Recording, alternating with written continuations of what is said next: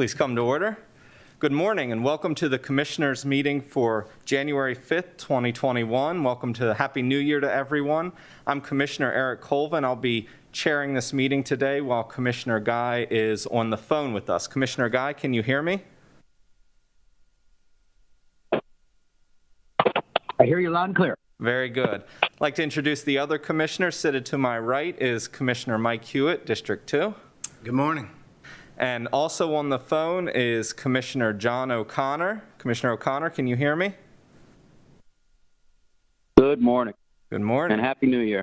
And also on the phone is Commissioner Todd Morgan. Commissioner Morgan, can you hear me? Good morning, everybody. Good morning. Seated to my left is Dr. Rebecca Bridget, our County Administrator. Good morning. Sitting at the table to my right is Elisa Cassis, our Public Information Officer. Good morning. And behind the glass is Amy Carter, our media whiz, who's running the cameras. Thank you, Amy.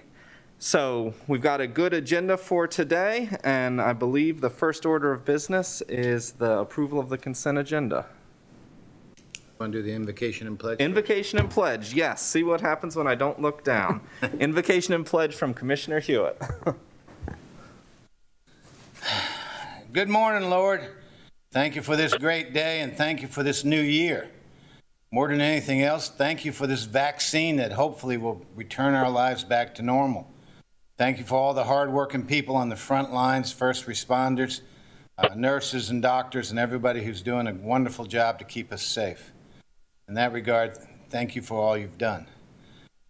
Please give us the wisdom to make the right decisions and the courage to keep up with our decisions and do the right thing for the people of St. Mary's County. Thank you for these beautiful days. A little dreary out there today, but you need a little dreary to understand the sunshine. All this in your name, amen. Amen. Please join me in the pledge. I pledge allegiance to the flag of the United States of America, And to the republic for which it stands, one nation, under God, indivisible, with liberty and justice for all. Thank you, Commissioner Hewitt.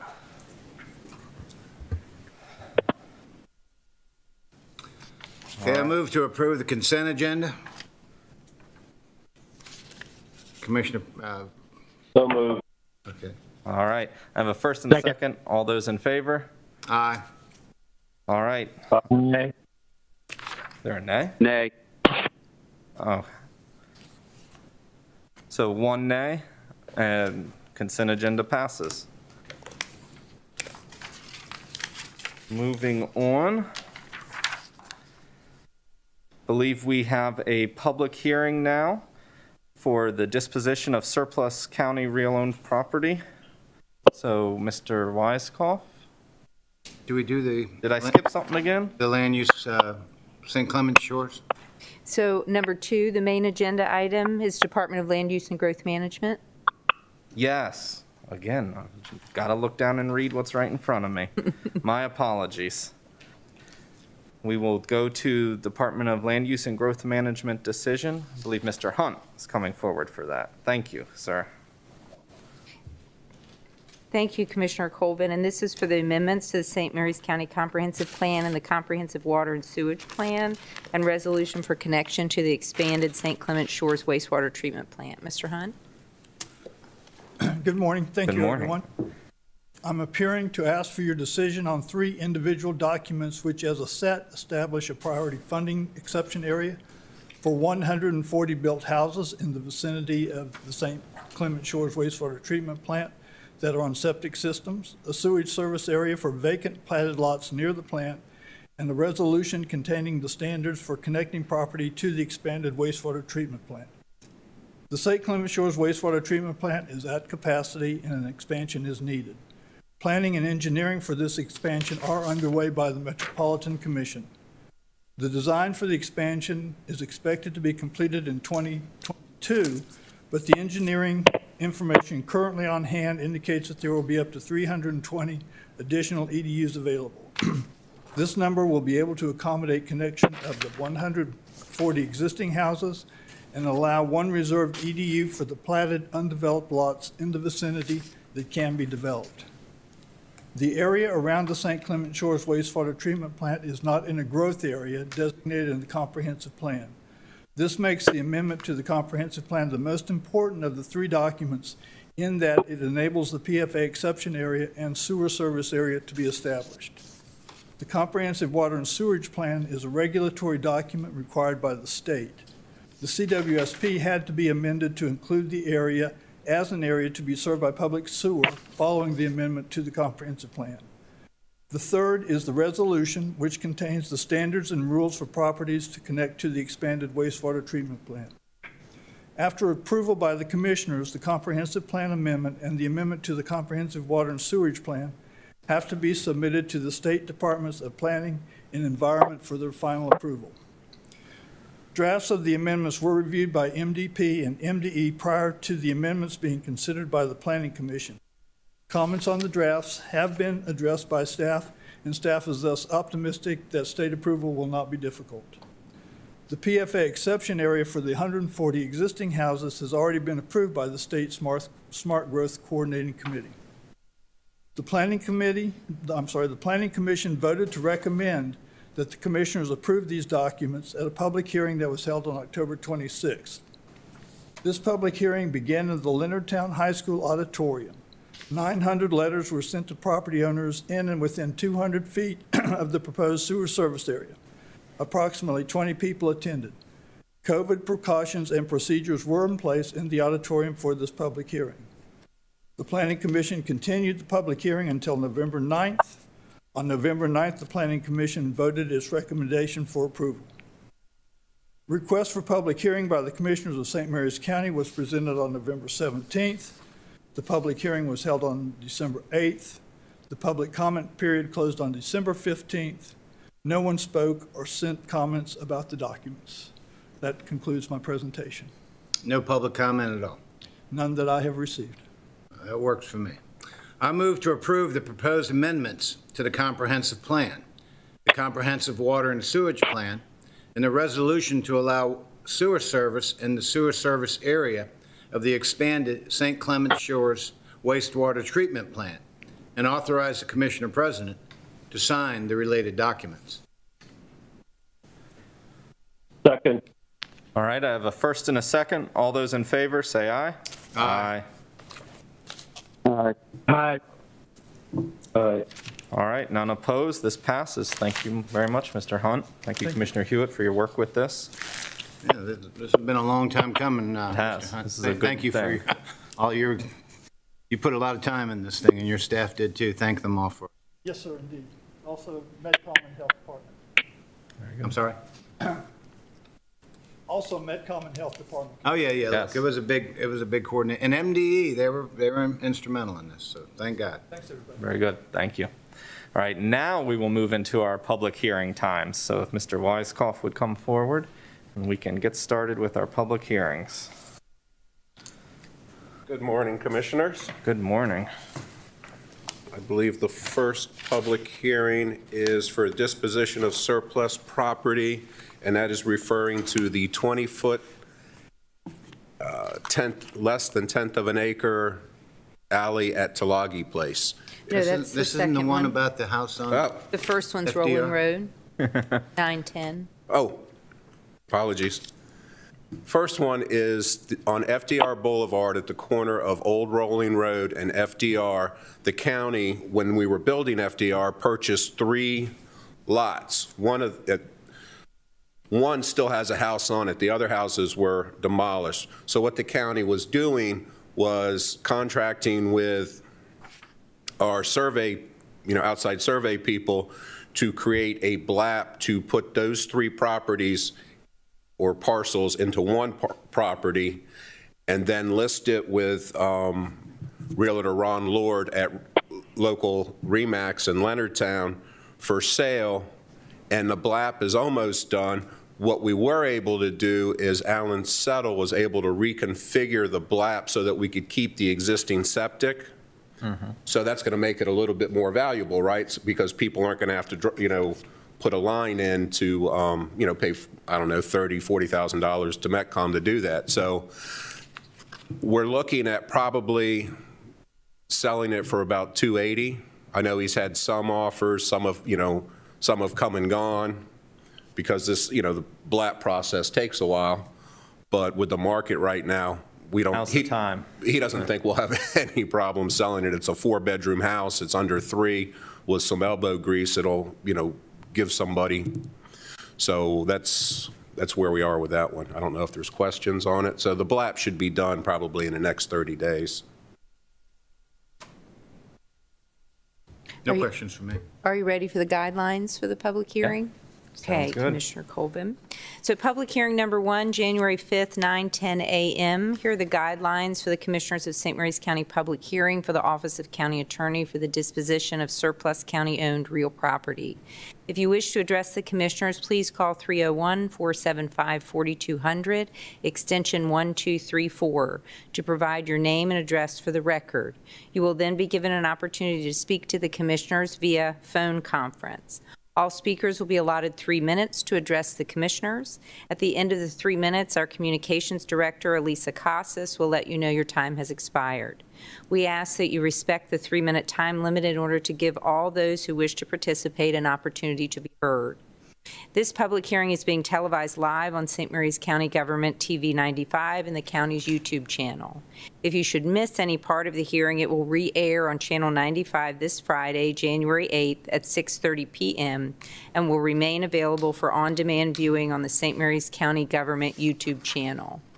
Citizens were provided an opportunity to address the Commissioners via video submissions, but because we did not receive any video submissions for the public hearing, we will now begin accepting comments through our teleconferencing system. Ms. Casas?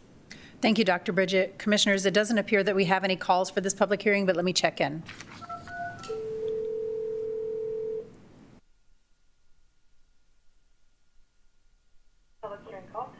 Good morning, Julie. This is Elisa Casas. I'm calling to see if we have any public comments through our teleconference line for the public hearing for the disposition of surplus county-owned real property.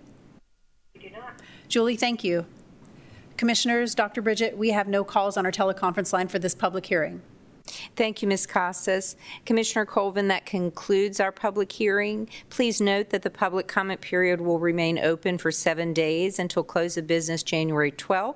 Should the public wish to send an email to csmc@stmarysmd.com or U.S. mail by P.O. Box 653, Leonardtown. Thank you.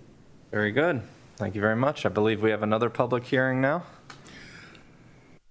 I've got 3 minutes to go on that one. I hate to be a stickler and start Okay. start early. But since I'm sitting here, if to kill 3 minutes, I could certainly discuss the redistricting board, if that would be okay. That sounds like That's a up to good the use of commissioners. time. Sounds like a good use of time.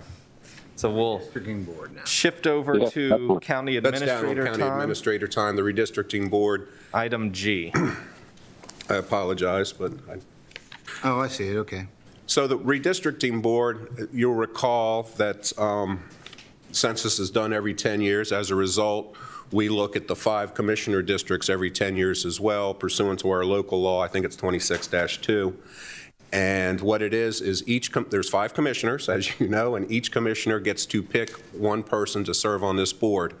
Of course, with COVID, we've got, and it's supposed to be done, what we're looking for is to have all this done way in advance of February of 2022, right, which is the drop dead date for people that want to run in next election. What is the date for people to sign up? The candidacy it's in February of 2022. You have to, Okay, and this has to be done by December 31st of '21? we're hoping so, right, Oh. but we don't believe that we're going to get the census data until the summer. Yeah, I remember seeing that. But we're hopeful that it will be able. We've already set up a list of meetings and things like that, and obviously we can adjust them if we need to. Now, that's the same data that the state redistricting will be working off of also, right? Yes, at the state level for the federal and state ones, yes. So there's a pretty good time crunch to turn this around. Oh, I think the state board is even more nervous than we are, to be quite honest, because they the last time theirs was done, I think, was under Governor O'Malley in 2010, right? And Right. it was a looked at. Seemed like last time they had quite a while to do it. I mean, I guess what I'm saying to you, so what's going to happen in this timeline, and if it's all, everything's met, will be December 31st of '21 will be the new redistricting lines for St. Mary's County for commissioner, for delegates. Just for commissioners, that's all that we look at. Okay, so just commissioner district. Yes, sir. So if someone wants to run for commissioner in '22, they'll have how long before they, I mean, suppose they don't know if they're in the district, they don't know their district. Well, I know it's going to be tough, but it's not going to be, your candidacy deadline is sometime in February of '22, so hopefully this will, 6 weeks, 8 weeks later, they have to make sure. right? It's you know, it's the best we can do because of COVID, I think. That's delayed the census. I guess my other thought would be is, do we know how it's trending? I guess what I think about is, I remember last time, one of the people from the Board of Education was redistricted into another member's district, and, you know, then you got to think about what you want to do. Right. It's sorry to see such a condensed timeline, and hopefully I agree. they can do, you know, they can get the work done in that time. I hope so. We sincerely do. Let me get to where does this one require a motion or something? It does. It does. There's a resolution that we had created. It's item G for the approval and authorization of the resolution. All right, sorry.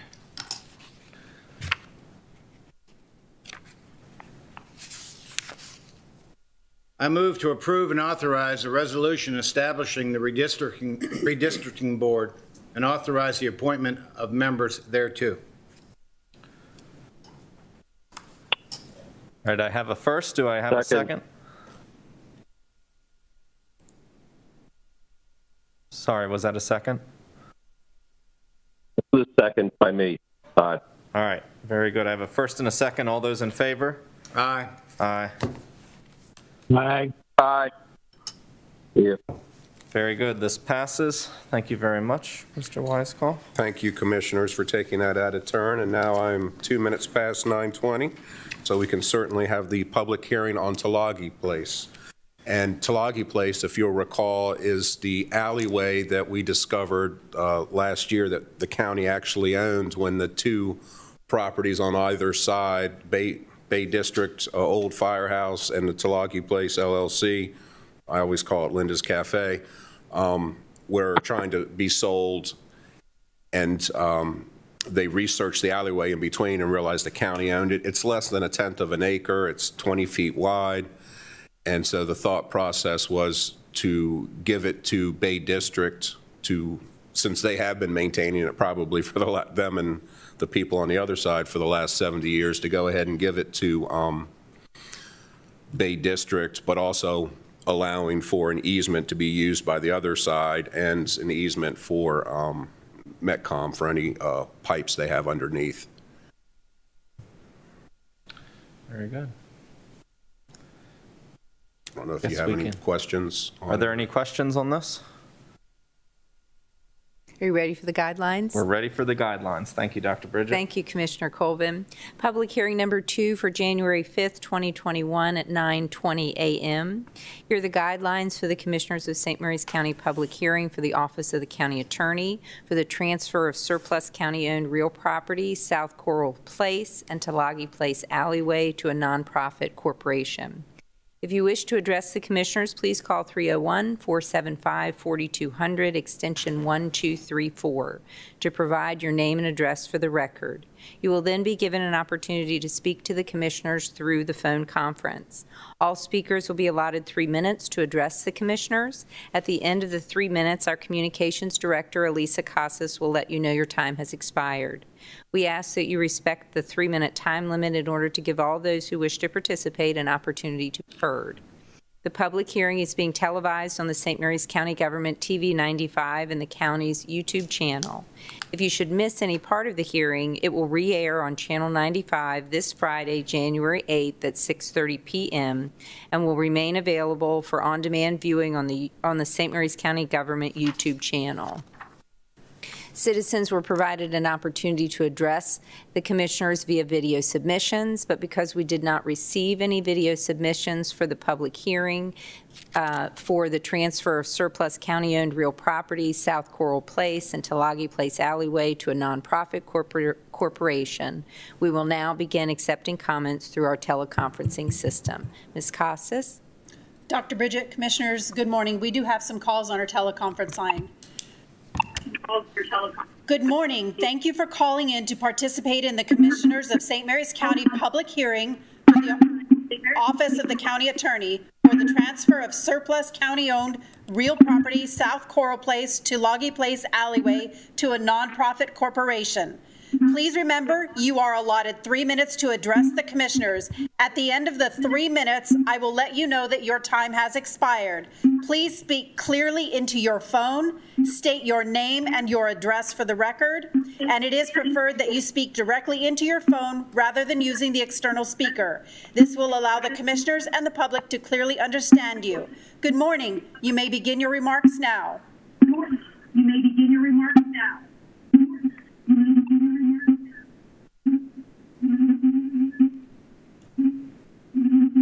Good morning. Good morning. Mr. Fairfax, this is Elisa Casas. Could you please turn down your internet or your television, and you may begin your remarks, sir, as soon as you're ready.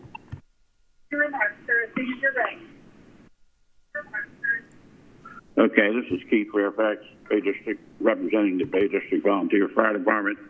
My home address is where I am now is 46516 Walnut Court, Lexington Park, Maryland 20653.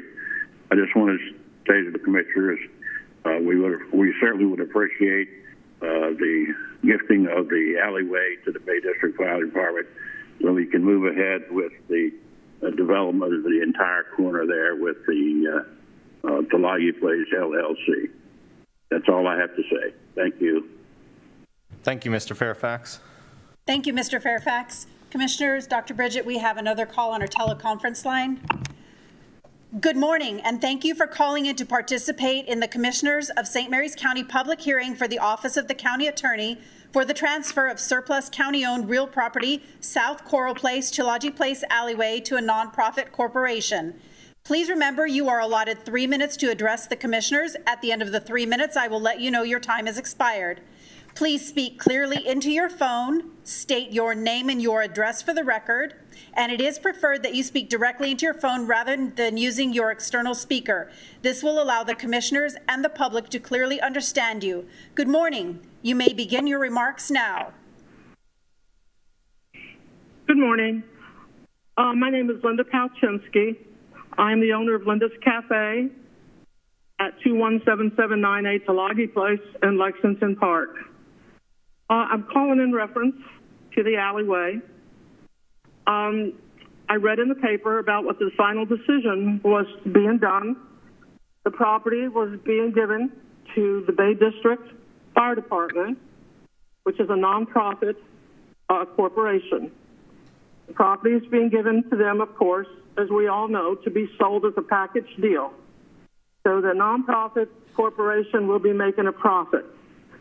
The alleyway, no one really knew who it belonged to until the property was surveyed. And actually, the property has not been taken care of by anyone but me. I have paid for snow removal, which exceeds $10,000 all these years, so my employees could park in the back, so delivery trucks could deliver. And nothing has ever been done. I didn't know I could bill the county.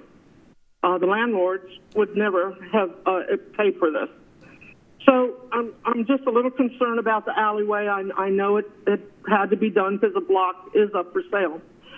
What concerns me is that the walkways all around that block on Coral Place, Tulagi Place, 235, Great Mills Road, has been repaved, beautiful, the walkways, brick, expensive trees planted, beautiful lights, and the county owns that. The landlord owns as you step out the door 1 foot. So when the time comes and the block is sold again, Is the sidewalks going to be put up for sale to save the trees and the lights and the beautiful bricks that was paid by taxpayers' money? Do I sound a little sour? I guess I do. Because I've been there 32 years and I've kept up that block. I can't tell you how many people come into St. Mary's County that lives outside of Maryland, comes back to see the area that they grew up in. It's never ending. They bring their kids, who are now bringing their kids, and they remember the Safeway on the block, the Joy Shop, the Hub, everything about the block. That's all we have left in Lexington Park. I've been one of the people that have said it should have been saved years ago by the county, like they saved around Camden Yards, all the historical property. That is a historical building. But I can't fight big business. But I just want to know what will be happening. I personally think the county must own the whole block, because I can't imagine just owning an alleyway that is used by me and two other businesses. So I hope that it will be maintained now for use to keep going on until we are given our 6 months notice that we have to leave. Ms. Palczynski, your time has expired. Would you please wrap up your remarks? Yes. My final remarks is I'd like to thank the county commissioners for the money that they extended to small businesses like me who kept me alive and my 14 employees employed. Thank you very much. I appreciate you very much. Thank you. Thank you, Ms. Palczynski. Thank you for your remarks.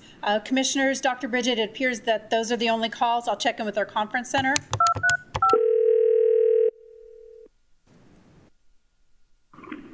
Public Hearing Call Center. Julie, this is Elisa Casas. I'm calling to see if we have any other public comment on our teleconference line for the transfer of surplus county-owned real property public hearing. We do not. Thank you, Julie. Commissioners, Dr. Bridget, that's the end of our calls for our teleconference line for this public hearing. Thank you, Ms. Casas. And Commissioner Colvin, that concludes our public hearing. Please note that the public comment period will remain open for 7 days until close of business on January 12th. Should the public wish to send an email to csmc@stmarysmd.com or U.S. Mail, P.O. Box 653, Leonardtown. Thank you. Commissioner Colvin? Very good. Thank you very much. Thank you all. Thank you, Mr. Weisskopf. Thank you, commissioners. And I just want to reiterate Dr. Bridget's comments that the public record does remain open for a week. So if you have additional thoughts, if you didn't have a chance to call in, please send us an email, send us a letter, let us know what you're thinking about this. Thank you. At this time, I believe we'll move into county administrator time. Thank you. Back to Dr. Bridget. Thank you, Commissioner Colvin. We'll review the draft agendas for January 12th and the 26th. Just to note that the commissioners do not have a meeting scheduled for January 19th. So on January 12th, you have your annual State of the College from St. Mary's College of Maryland as part of your morning business meeting. You adjourn and then reconvene 6:30 p.m. that evening for your first public forum of the year. Then on January 26th, your business meeting begins with a proclamation for School Choices Week. Then you tentatively have a presentation scheduled for the groundbreaking of the North County Farmers Market. Then you have the annual State of the College from College of Southern Maryland, St. Mary's County Board of Health. Also tentatively scheduled from the Department of Finance is a request for public hearing should the Fire and Rescue Departments request a rate change. Also, Office of the County Attorney has 2 decisions as a follow-up to your public hearing today: the disposition of surplus county-owned real property and proposed transfer of South Coral Place to Loggy Place alleyway. The Office of County Attorney also has legislative updates that day, and they'll continue throughout the legislative session. That afternoon, you have a closed session for personnel. You adjourn your business meeting, and 6 p.m. that evening, you have a public hearing scheduled from the Department of Land Use and Growth Management with a proposed amendment to the comprehensive zoning ordinance for commercial wedding use.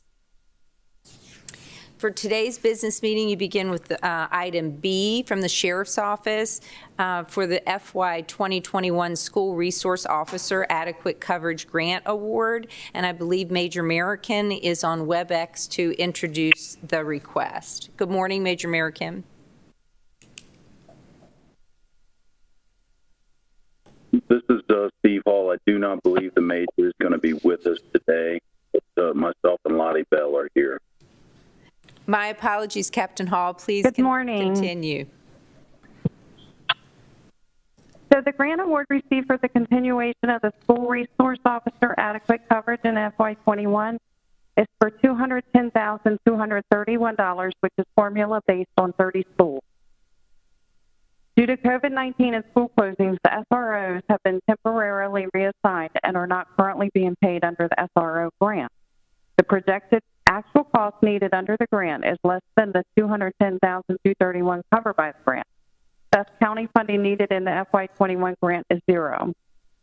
A budget amendment is included to increase the grant funding by $12,211 and to realign the $54,466 in county funding to the law account to cover the salary fringe for the SROs during their temporary reassignment. And we're online if you have any questions. Ms. Bell, or maybe Captain Hall, you can tell me, Commissioner Hewitt here, when do you think you're going back into schools? I know that's a loaded question, sorry, but seems like until we get this Board of Ed first, figured out. happy birthday. And secondly, we've actually had several times that we've had geared up, gone back, only to have it canceled prior or only last a couple of days. Yeah. We're ready to go. These ladies and gentlemen want to get back into their schools, but the decision, unfortunately, is not ours. Look, I knew the answer to that, and I apologize for asking you. I've heard from many people over the holidays that we were off the last couple of weeks that when are the kids getting back in school? And I know it's not your fault. Thank God you guys are in there, your men and women are in there, and I appreciate everything you're doing. Yes, sir. For our commissioners on the line, are there any questions from you all? No.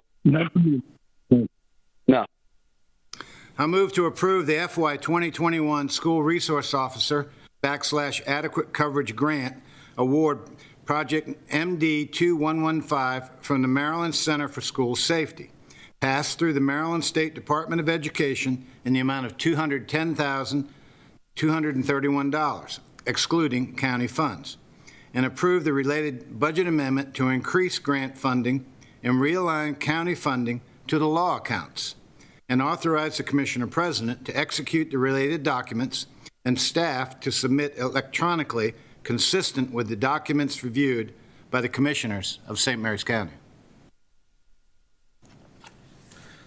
Second. Very good. We have a first and a second. All those in favor? Aye. Aye. Aye. All right. This motion passes. Thank you very much, Captain Hall, Ms. Bell. Thank you, Commissioners. And item C is also from the Sheriff's Office with the budget amendment related to FFY 2021 Cooperative Reimbursement Agreement. And Lottie Bell, Fiscal Manager, and Captain Hall are on WebEx. Commissioners, you may recall approving the FY21 Cooperative Reimbursement Agreement application in June. We have now received a fully executed agreement from the state.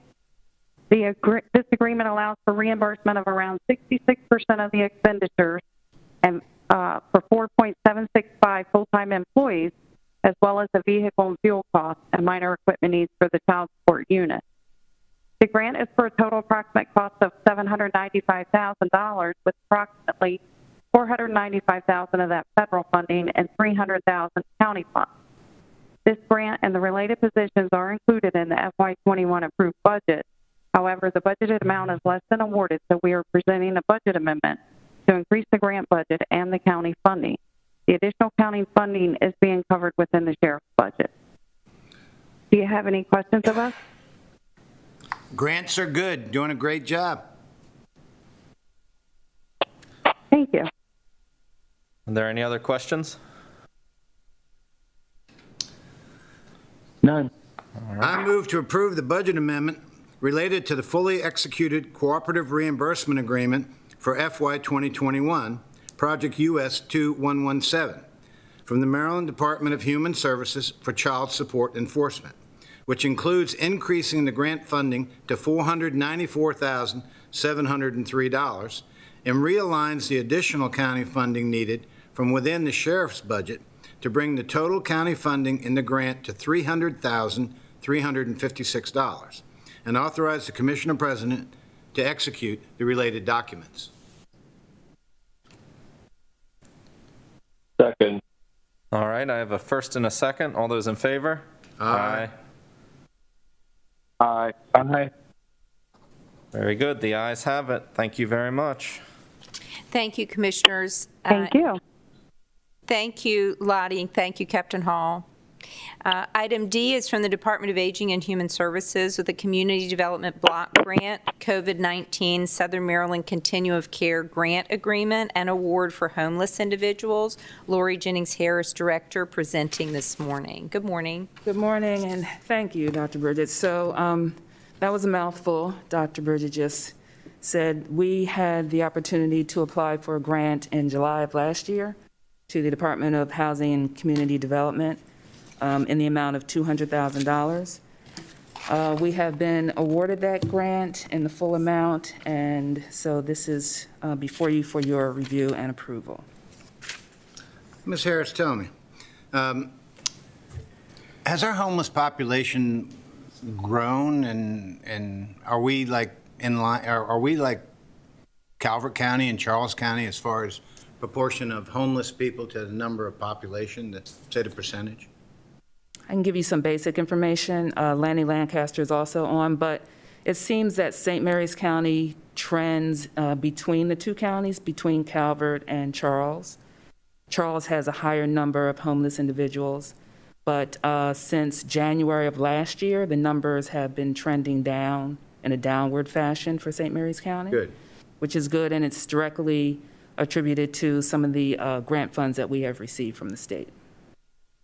Well, I always believe we need to take care of the people who are most vulnerable. I do remember from my days in the Board of Education, which was a long time ago, is when we had additional resources open up or infrastructure opening up to help people who are vulnerable, that other counties may like to export their homeless or needy populations or vulnerable populations to St. Mary's County to get our help. And look, we're there. We're there. We're there for everybody who needs help. And thank you and your team for everything you do. I just want to make sure everybody's doing their fair share. Thank you, Commissioner. So, Ms. Harris, I'm pretty sure we talked about this back when you brought the application before us, but this grant that we are receiving goes to apply to the entire Tri-County area. How does that work exactly? So it's the Continuum of Care. It's a regional grant award, so Calvert, St. Mary's, and Charles counties can benefit from it. So the $200,000 will come to St. Mary's County and go directly to Three Oaks Center. So Lanny Lancaster, leading Three Oaks, is the lead agency. So based on the need of each county, the funds will be distributed accordingly. Okay. Are there any other questions from other commissioners on the line? No. Nope. Very good. I'll take a motion.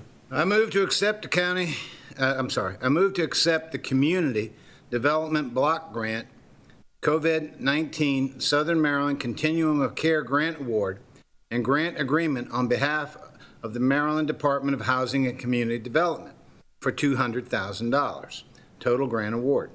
Approved the budget amendment to set up the new project, execute the sub-recipient agreement with Three Oaks Center, and authorize the Commissioner and President to sign the related documents. Second. All right, I have a first and a second. All those in favor? Aye. Aye. Aye. Aye. Thank you, Commissioners. Very good. Thank you. Commissioners. Thank you.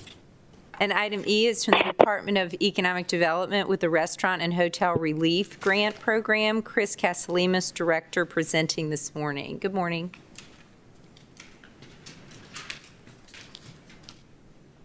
Good morning. Thank you, Dr. Bridget. Good morning, Commissioners. Good morning. On December 17th, Governor Hogan announced another round of relief funding. The state will provide $467,805 to St. Mary's County for a second round of restaurant relief fund grants and $370,852 for grants for hotels and other lodging providers. So today we're asking commissioners to first approve the parameters for the Restaurant Relief Fund and the Hotel Relief Fund programs, to approve the Restaurant Relief Fund 2 grant agreement and the Hotel Relief Grant Agreement, which we haven't gotten yet, but we're expecting that at the beginning of next week, and approve the budget amendments for the Restaurant and Hotel Relief Fund grant monies, and have the Commissioner President sign the grant agreements and any related documents. So just a little bit of detail on the parameters for the Restaurant Relief Fund. We're going to open this on Friday, the 8th, open it up for a 2-week period. It will be open the first 2 weeks for those entities that have not received a grant already. And the parameters are pretty much the same, a little bit different. They must have an up-to-date food service license, that's the same. The food license is for, you either need to have a full-service restaurant license, a carry-out restaurant license, a bar license that serves food, food trucks and caterers. So initially, we did not allow carry-out restaurants before, so we're including those up front. And we did not allow caterers last time, so they're included. You must be in good standing or have active status with the state. Must have no outstanding county tax liability as determined by the treasurer. Obviously, the establishment must be located in the county. For franchises, they must be locally owned, no corporate-owned national chains. And there are some restaurants, because you ran out of money kind of quickly, so there were some businesses that applied but didn't get funding, so they won't have to reapply. They'll be in the queue up front. And the applicant, let's see, so then after 2 weeks, if we have funding left over, we'll redistribute it among the people that have already gotten grants. For the Hotel and Lodging Relief Fund, some of the same requirements: must be in good standing, no tax liability, but you also, excuse me, must be paying St. Mary's County accommodations tax. And if for some reason they're not currently paying, they can remit fiscal year 21 accommodations tax, and then they can become eligible. So we'll hold their spot until they sign up and remit those taxes. And what we're proposing for the Hotel and Lodging Relief Fund is the grant amounts will be based on the number of lodging rooms. Grants will be calculated by taking the number of rooms and multiplying it by $300.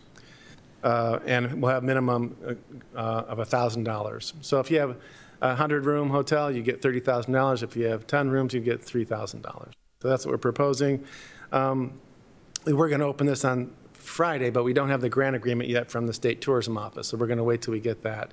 We want to make sure that there's nothing in there that conflicts with the parameters that we have laid out here. But if there is nothing, we're going to move forward with what I'm presenting to you today.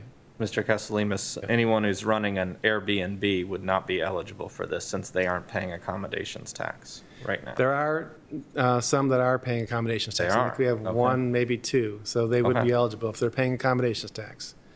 So this might be a way to get more people signed up to the accommodations tax, which actually, for all the grants we've had, and we check with the treasurer, and there's some people who had not been up to speed on their taxes, so kind of an ancillary benefit to all these programs that people are paying back taxes, and some people didn't know they need to be paying the county property taxes, have paid up, have decided, or they're paying county taxes too. So we're getting these businesses that are getting up to speed on their taxes. So that's been a side benefit of all these grant programs. It is a good side benefit. Yeah. Tell me a couple things. Yeah. I like the idea that you're going to try and reach out to people who maybe got outside of the window of the first grant for restaurants. Okay. Is that a large number? I know we had like 78, 79 the last time. Right, we had 78 grants, $10,000 grants. There are quite a few caterers in town. Okay, so The caterers will be. do you expect the $467,805 to go to new people are applying? People who didn't get it before? Yes, I do. Okay. Yeah. Well, that's good to know. Yeah. I would also say that maybe we look at people who didn't qualify because, Lord knows they find out they're not in good standing with the State Department of Assessment and Taxation because they didn't pay their $300, personal property tax fee or whatever they didn't pay, and Right. they scrambled to get that together, but they lost out because they didn't get in the timeline. Right. Other thing I'd like to have you take a look at is the people who didn't qualify for the county grants. And the reason being is I know we had this criteria of 30% loss from the last year, and a couple of people reached out to me and said, Mike, I don't have that kind of history. I haven't been in business that long. Now, other people have been in business that long who did say our carryout was phenomenal. People supported our restaurant, but they were still all impacted. So my sense would be is that you look at people who went through the process, is the term I'll use, and filled out all our paperwork, and because they didn't meet the 30% or because they didn't have this form ready on time and they lost out, that you kind of give them maybe a little bit of leeway as far as, they've done it now, they've paid their fees, they've paid their taxes or whatever whatever issue they had, they rectified it. And that they somehow get some kind of a priority in the list, and not that it's all about fairness is where I'm at. Commissioner, so those are good points, and those establishments, there's no parameters with this money in terms of you need to have lost 30%. So if you're in business, and if you opened up even a month ago, if you're in business today, you have an active food license, you're eligible for a grant. And just as a reminder also, when people apply, if they are behind on their state taxes or county taxes, or they're not in good standing, we give them time. We say, hey, you've got until this date to get that in order. And for example, the being in good standing with the state, that can be handled typically within a half hour or an hour. So you can do that relatively quickly. But we have... Let me interrupt you on that. That's easier said than done. Now, of course, they run into the state thing of, hey, look, we're all COVID, you can't come in the office. Yeah. So you got to do this online. Right. And by the way, you didn't fill out your federal ID number. I mean, it gets to be tedious for some people who aren't familiar with doing that or haven't had accountants to do it. Right. I was a small business owner for a long time. Yeah. And my heart goes out to those people who, get up early in the morning, work all day, work late, have employees, and I use the term retail jail. They hope people come in. And this second, it's not a shutdown, but let's say contraction that the governor put in place because of the spike in COVID, it's hurt them worse. Right. They can't afford to be open, as many days a week as they once were. Right. So I think the struggle that's going on with these small business people is continuing, and they're just, week to week or day to day, and they're just hoping that the pandemic, is over with and they can get back to normal. But look out for those people who already have that business license and been out there opening those doors and trying to keep those people employed.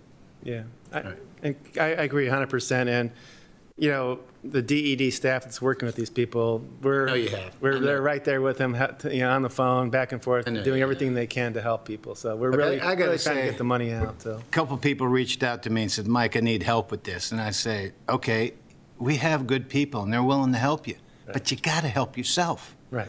We've had people who just never hit the submit button. Right. And I'm like, why didn't you do that? Oh, I did. I did it like 5 times. Well, how come they never got it? I don't know. I mean, again, look, you can lead them to water, but you can't make them drink. Right. But they still are hurting. That's my point. Okay. Well, if they somehow missed out because they were, for example, last time, I think, remember, we had one restaurant that they couldn't get their state standing. They're in line now to be first. So if they're in good standing now, they'll fly right through. Very good. Yep. Commissioner Morgan, O'Connor. Mr. Kessler. Go ahead. Yeah, quickly. I agree with Commissioner Hewitt's statement. My concern is, are you looking to give everybody, we have $100,000 less about than we had last time.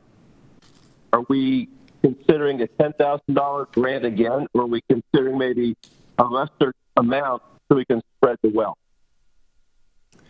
Commissioner Morgan, what we're proposing is $10,000 grants again. We think that will cover the people in need, but if the commissioners care to have a smaller amount, we can do that also. We're open to that. Well, I'm just looking at the number of restaurants we serve. I'm looking at the expansion that you're adding to those that didn't get it, the people that have that stupid 30% requirements, the caterers and things like that. And I'm thinking, okay, well, if we have 100,000, the last time we had 78 people last time and we ran out of money, is it wiser to cut the amount maybe by $1,000 or something to make sure we have more participants at the end of the day? Yeah, we're happy to do that. I think that's a good suggestion. We can definitely offer a lower amount. If the other commissioners are in favor of that, if you want to go 9,000 or... Well, Commissioner Morgan, let me bring this, Commissioner Hewitt, bring this in. I agree with you. You know, the more we can disperse this money to the maximum number of people is great. Last thing I want to do is have to give it back. Right. Back to the feds. So I guess my thought process, Commissioner Morgan, if you would agree with it, is I think we can agree to do this, but the actual metric will be based upon the number of applicants. And Mr. Castellanos can come back later and say, oh, by the way, we had this number of qualified applicants, and we want to make sure we want to take care of them, and we may just have to redivvy the money, whether it's 1,000, whether it's 3,000, whatever the differential gets to be. Would you be in agreement with that? Oh, that's fine. I just want to make sure that we spread the wealth to as many operators as possible. I agree. Yeah. So I think one of the things we need to look at here is that not to be rigid with the Department of Economic Development. I think it's easier to say an amount up to $10,000. Therefore, if the metric come back, they can easily just work through the program. There's no delays that have to come back to the commissioners. So it leaves it in the department head's hands to go ahead and say, look, we have X amount of money, and it makes it easier because we have this amount of applicants. We need to lower the amount to this amount and go ahead and do it. But it allows them to make that decision operationally. So if we say up to 10,000, then the program can move forward without having to come back to the commissioners. Well, tell me, Mr. Castellanos, do you have a deadline that this money has to be spent by? there is a deadline. It's out pretty far. What we were proposing was a 2-week period. So what we could do is open up for 2 weeks, see how many people apply, and then divide it by the 470,000. That can be the grant amount. Or we can open it for longer. How long was the period open last time? It was open, I think, it went pretty quickly. I think it went for about, 10 days. The money was gone in less than 2 weeks. Well, I agree with the idea of getting as many people as possible, so whatever helps you do that. We can work on, we can consider different parameters. So we'll open it up for a certain period of time, see how many applications we have, and then divide it by the total dollars for the restaurant program. So was your original intention, when it opens this Friday, you get applications in to start sending the checks out as soon as possible so that the businesses get the money, or were you planning to wait the full 2 weeks before checks started going We out? typically try to get the checks out pretty quickly. That's So what I thought. usually it goes from our office to Dr. Bridget to finance, and they just deposit in the accounts of the people. But there's no problem in waiting, a couple of weeks. No, I guess my thought is that as soon as you qualify somebody, you can get it out, or you just want to go ahead and wait till you get everybody in and see how many you get? What do you want to do? We can do it one of two ways. We can agree to a lower amount now, $8,000, $9,000, and see how far that goes. Or we can open it up for 2 weeks and say we get 50 applications, and say we have $470,000 divided by 50 people. Everyone gets $87.52 or whatever that dollar amount is. Well, I agree with the idea of up to 10,000 would be the ceiling. Yeah. And as you get your apps in, you have to do your arithmetic, and if 10's still there. Now, if you get to the end of the 2 weeks and you still have money left over, then let's go ahead and open up the application period for a longer period if that's the case. But I guess my thought process is make sure we distribute the maximum to as many people as possible. I think you got it. Okay. Well, So just to summarize, Commissioners, we'll leave the restaurant portal open for 2 weeks. Calculate the funds, the 467 for the grant, to distribute to those applicants up to $10,000. If there's surplus, then we'll come back to the Commissioners for a second decision. Or, I'm sorry, if there's surplus, we would reopen the application portal. Yeah. That's right. And extend the time, right? Sounds good. Well, I had one question about the hotel thing. Yeah. So, I guess you know the number of hotels. I mean, can't be more than 20. I don't know the number of hotels, but I think we calculated in the 20, 23, 24 range, roughly, lodging that would qualify. Okay, and the reason you're doing it per rate, per room, is you think that's more equitable? That doesn't mean like the bigger guys get bigger share? Or, I guess I worry a little bit about the small guys that have 24 rooms versus the guy that has 84 rooms. Well, it's what we thought was most equitable. So I think the problem was, and I think different counties are doing it different ways. Some are doing it based on the accommodations tax paid in, but the accommodations taxes, the room rentals have been different. I mean, people have not been going to hotels, so some hotels have done okay, most have not done so well. So it was our determination that if you did it by rooms, that would be most equitable. So we wanted to make sure that if you've got a 100-room hotel, you shouldn't be getting the same size grant as someone who has 24 rooms. So we wanted to make sure we're really helping out the larger hotels also. But if you've got 8 to 10 rooms, you're still getting a decent amount of money. That still covers your per room cost. So in our opinion, that was the most equitable way to do it. You're the expert, so. The bigger hotels have more employees, more expensive. That's right. Well, I guess it gets the occupancy rate from me. I mean, if you get, I know someone recently emailed me from wherever they were at a resort, and it was 27% capacity. Right. And they said, Jiminy, everybody was, anyway, I'm sure you guys are doing, just make sure you give it all out and don't give any back. You'll do that. All right, well, for the record, I do like to say there's only 2 commissioners actually present, so that's why I'm reading all these minutes. I move to approve the parameters for the Restaurant Relief Fund and the Hotel Relief Fund programs. The Restaurant Relief Fund 2 grant agreement and the Hotel Relief Grant Agreement with the state of Maryland when received. Provided it meets financial and legal requirements, approved the budget amendments for the restaurant and hotel grant monies, and have the Commissioner President sign the grant agreement and any related documents. I have a first. Do I have a second? Very good. All those in favor? Aye. Aye. All right. Sounds like it passes. Thank you very much. Thank you, Commissioners.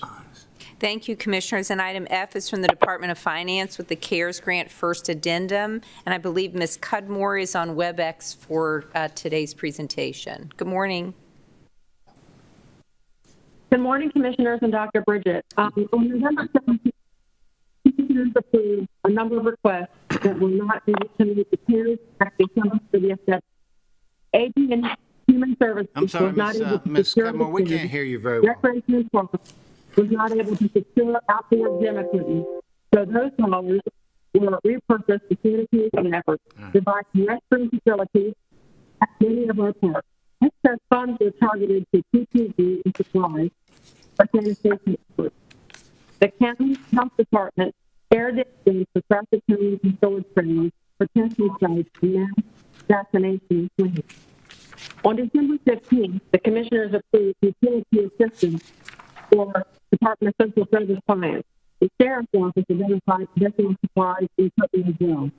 Ms. Cudmore, you're on December 28th, estimated excess funds provided the third supplement $1,500 to BED small business. Excuse me, Ms. Cudmore? Ms. Cudmore?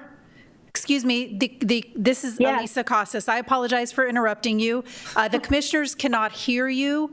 If you're on your speakerphone, could you please speak directly into your phone? And I apologize, you would need to go all the way back to the beginning of your presentation. It was muffled and the commissioners cannot hear you. Thank you very much.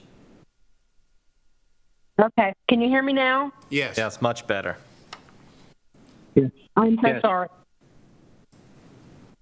All right, on November 17th, the commissioners approved a number of requests that were not able to meet the CARES Act deadline, December 30th deadline. Aging and Human Services were not able to secure the chairs. Recreation and Parks was not able to secure outdoor gym equipment. So those dollars were repurposed for sanitation efforts, providing restroom facilities at many of our parks. Excess funds were targeted to PPE and supplies for sanitation efforts. The county and the health department shared the expense with traffic cones and storage trailers for testing sites and mass vaccination planning. On December 15th, the commissioners approved utility assistance for Department of Social Services clients. The Sheriff's Office identified additional supplies, equipment as well. On December 28th, estimated excess funds provided a third supplement, $1,500 to the DED Small Business and Nonprofit Program recipients. Although excess funds are not anticipated at this time, we recommend approval of the addendum to prepare for any unforeseen costs, such as late deliveries, back order items, etc., that may occur in calendar year 2021. Once the CARES funding first addendum, the federal funding and certification agreement is completed, we will continue to report expenditures to the Maryland Department of Budget Management for reconciliation.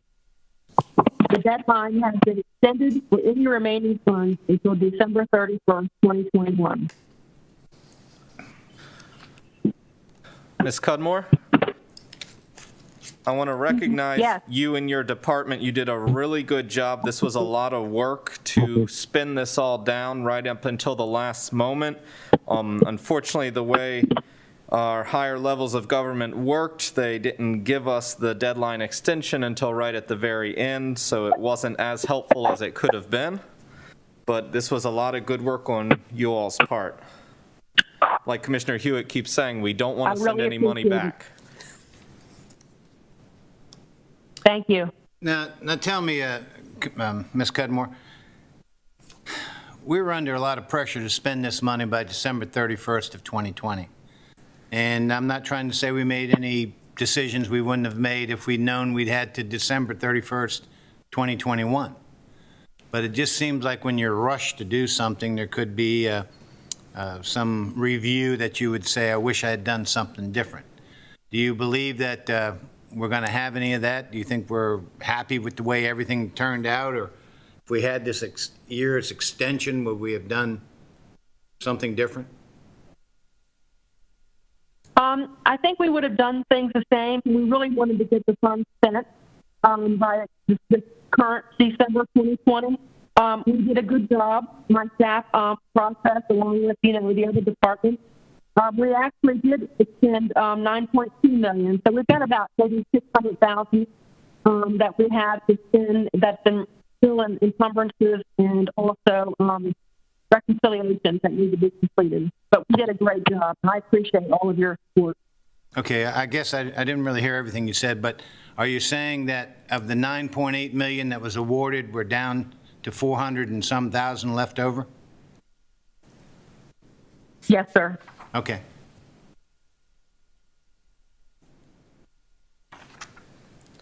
All right, on the phone, are there any other questions?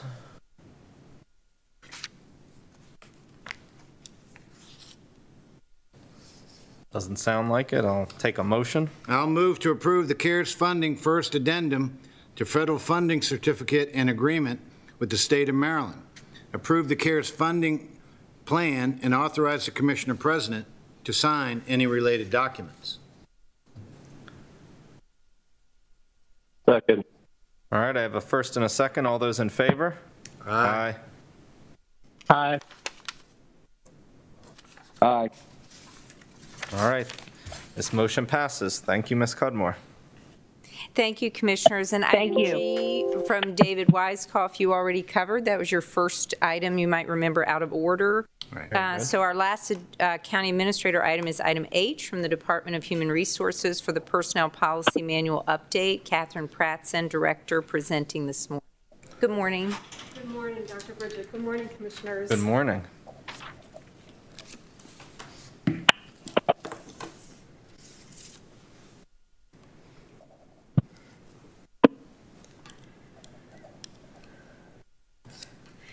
Annually, the St. Mary's County Government Manual of Personnel Policies and Procedures is reviewed and updates are proposed as necessary.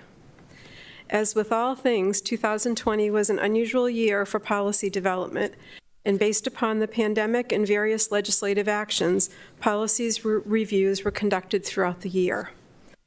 Policy changes presented today include modifications to temporary pandemic-related policies, the incorporation of policy changes required by legislation, and recommended policy changes.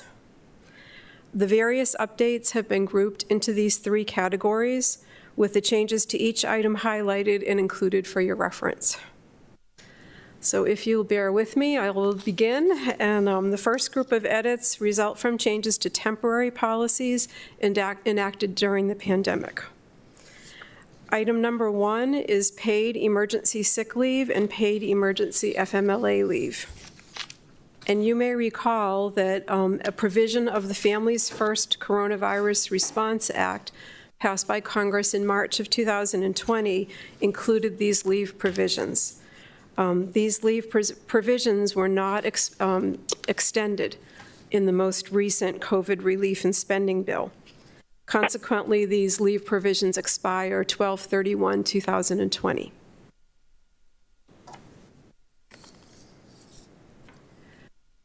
Another item provided in the FFCRA Act provided tax-free status to employer-provided student loan repayment assistance.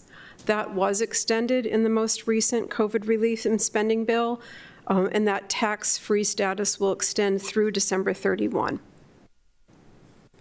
And then lastly, the commissioners previously authorized granting up to 10 days of paid administrative leave for employees with confirmed COVID-19 diagnosis in lieu of utilizing personal sick or annual leave. This was administered in conjunction with the emergency paid sick leave. With the expiration of this paid sick leave, the commissioners are asked to consider providing paid leave for employees who may experience a COVID-19 exposure as a result of a work-related incident. Further requested is consideration to provide and extend this benefit to hourly employees who also may experience a COVID-related exposure as a result of a work experience. So tell me, is this kind of consistent with other counties and what we're doing in Calvert or Charles or other counties in Maryland? So everybody's all over the place because it's all just occurred, and we've been sort of tracking the COVID relief bill to see if this would be extended. And some counties have extended administrative leave, Calvert one of them. Charles has not. We spoke with our workers' comp attorney yesterday. This is really going to impact our sworn personnel. Right. And if sworn personnel are exposed to a COVID-positive person, for example, in their line of work, is that a workers' comp incident? And according to the attorney, it is not, because a workers' comp incident requires illness and injury. So if that exposed person becomes positive, then we're encouraged to file a claim. But again, if that positive person doesn't become sick, it would not be covered by workers' comp. But what happens is that exposed deputy, for example, has to quarantine. Sure. Mm-hmm. And what the emergency sick leave provided throughout the course of this pandemic was paid leave if you were required to quarantine. So if you were quarantined and you weren't really sick, you still got paid? Correct. Well, I mean, I agree with that. It's a good thing. Tell me, do we use it much? Well, we did. So I ran some reports to look at this, and we averaged about 20 people per month. Oh, okay. Wow. That were required. How many, we got what, 800 employees? Yes, yeah. Well, although, I'm sorry, it would be larger than that. It's a group of 1,200 because it would have included our enterprise employees. Oh, okay. Because we had employees through gymnastics, for example, through the parks that may have had to quarantine. Now, of that average, though, some people were required to quarantine because of travel or because of exposure through personal reasons. What we're proposing is this paid administrative leave is limited to those who are required to quarantine because of work-related exposure. Now tell me, if someone has to go out of state, it's, I think, and you can help me if I'm misinterpreting this, is usually when they come back, they got to quarantine for 2 weeks. Is that true? Correct. Mm-hmm. So if someone were to, well, whatever, any of our deputies were required or any of our personnel were required to go somewhere, they come back and they have to stay home or they have to stay isolated for 2 weeks. They're paid for that, of course. So they have been through this emergency sick. Anybody that had to quarantine, regardless of the reason, was allowed this leave. What our proposal is it's only if it's a work-related exposure. So if we were requiring somebody to travel, then yes. But I believe that that situation's not occurring because we're really have limited any required travel out of state. Okay, so we haven't had to deal with that per se. Correct. But if you are, we've had landfill attendants, for example, and if you are a landfill attendant that have been exposed Sure. to the public and have been exposed to COVID and are required to quarantine, this proposal would pay for their quarantine, would pay for their leave. Well, there's, I hate to make it personal, but I got unfriended by a Facebook friend that I've known since the 7th grade. And it was over what we call this continuum of governments. That, his point was, hey, look, all you politicians, whether you're local, state, or federal, you guys go out and get all the vaccines and you don't leave it for the people who really need it. And of course, I kind of took that comment personally. And he lives in North Carolina, I live in Maryland. But the point is that I looked into it, and of course he said, well, if you read anything, you'll notice that this is happening nationally everywhere. And my point is, it gets to be the continuation of government, that we have to make sure we have people who, police officers out there can go out and keep order. So with that said, and I know you're not the vaccine people, they're coming in 15 minutes. Are our government people being vaccinated? So I believe our deputies and our corrections personnel have had the opportunity. Good. Potentially our dispatchers, I don't Believe recall, that they our have, yeah. dispatchers, and I think that's been the extent of it. Again, well, I guess I use the term continuation of governance, because you don't have dispatchers, you don't have police officers. I mean, it's going to be a mess. We've been in business throughout the entire pandemic, and we've had people that have had to come into work and that don't have the opportunity to telework, Yes. since this began. Wow. So Commissioner Hewitt, first responders are in the first group. Okay, so those who want it are getting it. Yes. Good news. I don't know if there are any other comments from any of the commissioners. I see Sheriff Cameron's on the line as well, before I move on. Yes, Ms. Preston, I want to thank you for working on this diligently after having that conversation with you and looking at it from the perspective, from the work-related portion where, we have people out there all the time and, they can't do anything about the fact that, they may be asymptomatic or they may be coming in contact with somebody and them not having to use their personal leave and their personal sick leave in order to quarantine for a job-related illness or mandated by a medical professional. So I do appreciate that, and I take it from that aspect. And I'm thinking it's a big relief to those that are having to work out there every day, knowing that they can save their leave for family events and other things that may come up in the future and not have to burn it because of COVID. Mr. Preston, do you have any idea what how much that cost us so far? This is being reimbursed by the Fed. The report that I ran yesterday, Commissioner Morgan, reflected approximately $45,000 monthly for the 1,600 hours of quarantine of emergency sick last year. But the people that are receiving the paid leave are not being paid their salary. So it really isn't a dollar-for-dollar comparison. They're receiving the leave in lieu of their salary. So truly the cost is productivity, and then the cost would be the leave balances would accrue, or would continue, would be unused, for example. So it's difficult to quantify in dollars. thank you. And I anticipate the use will be much less. Again, in county government, we've experienced very few people that have been exposed in the line of work. Certainly in the sheriff's office, that's different.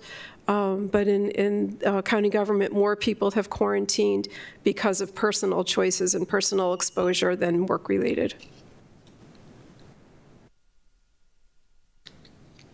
Very good. Did you want to discuss the policy updates too? Please, if you bear with me, the second group of policy changes are the result of policies developed throughout the year due to legislation and pandemic policy development. Sick and safe leave, the Maryland legislature expanded the definition of covered family members under the sick and safe leave requirement, so the policy has been modified to reflect that. Our substance abuse program, effective January of 2020, the Federal Motor Carrier Clearinghouse, or administration rather, required drivers that have a commercial driver's license, I think it's Class B, to register with this clearinghouse, and the drivers are required to allow St. Mary's County government to have access to those records. And then lastly, we've developed a pandemic response policy throughout the year. The commissioners have seen that and have approved that, revisions throughout the year. And these 4 items will be formally incorporated into the manual.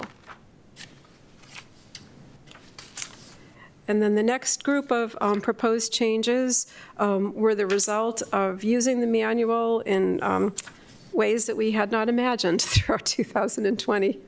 So many of the proposals are to more clearly identify current practices, and then it also incorporates recent legal guidance. So to begin, employees' record management. We provide supervisors the opportunity to review an employee's personnel file for the employees under their supervision. That may come into play when someone's writing an eval, for example, and they want to reference back. We had not intended or don't intend that that is for former employees, that is offered. That's what our attorneys recommend as well. So we just clarified the policy to indicate that it's for active employees under a supervisor's, under the supervision, currently under their supervision. Okay. Other employee files are confidential, and that references drug and alcohol testing, workers' comp records, benefits, life insurance, and health insurance, for example.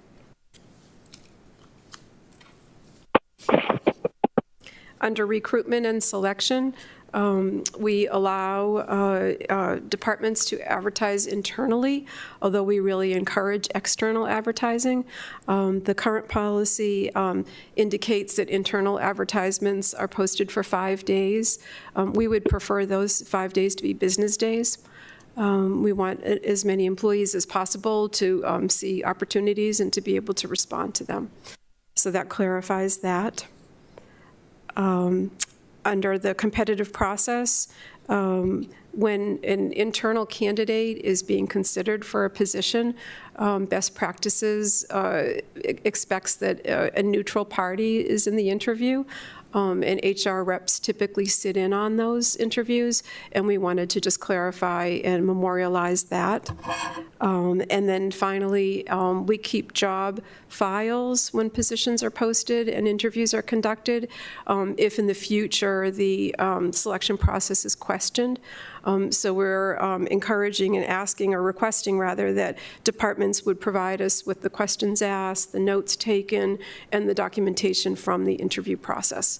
So all that can be memorialized in the job file, you know, should we ever have to go back in the, because we're questioned in the future. Under the professional ethics chapter, for secondary employment, we have a policy and a form, and we expect employees who engage in secondary employment to let us know and have that approved.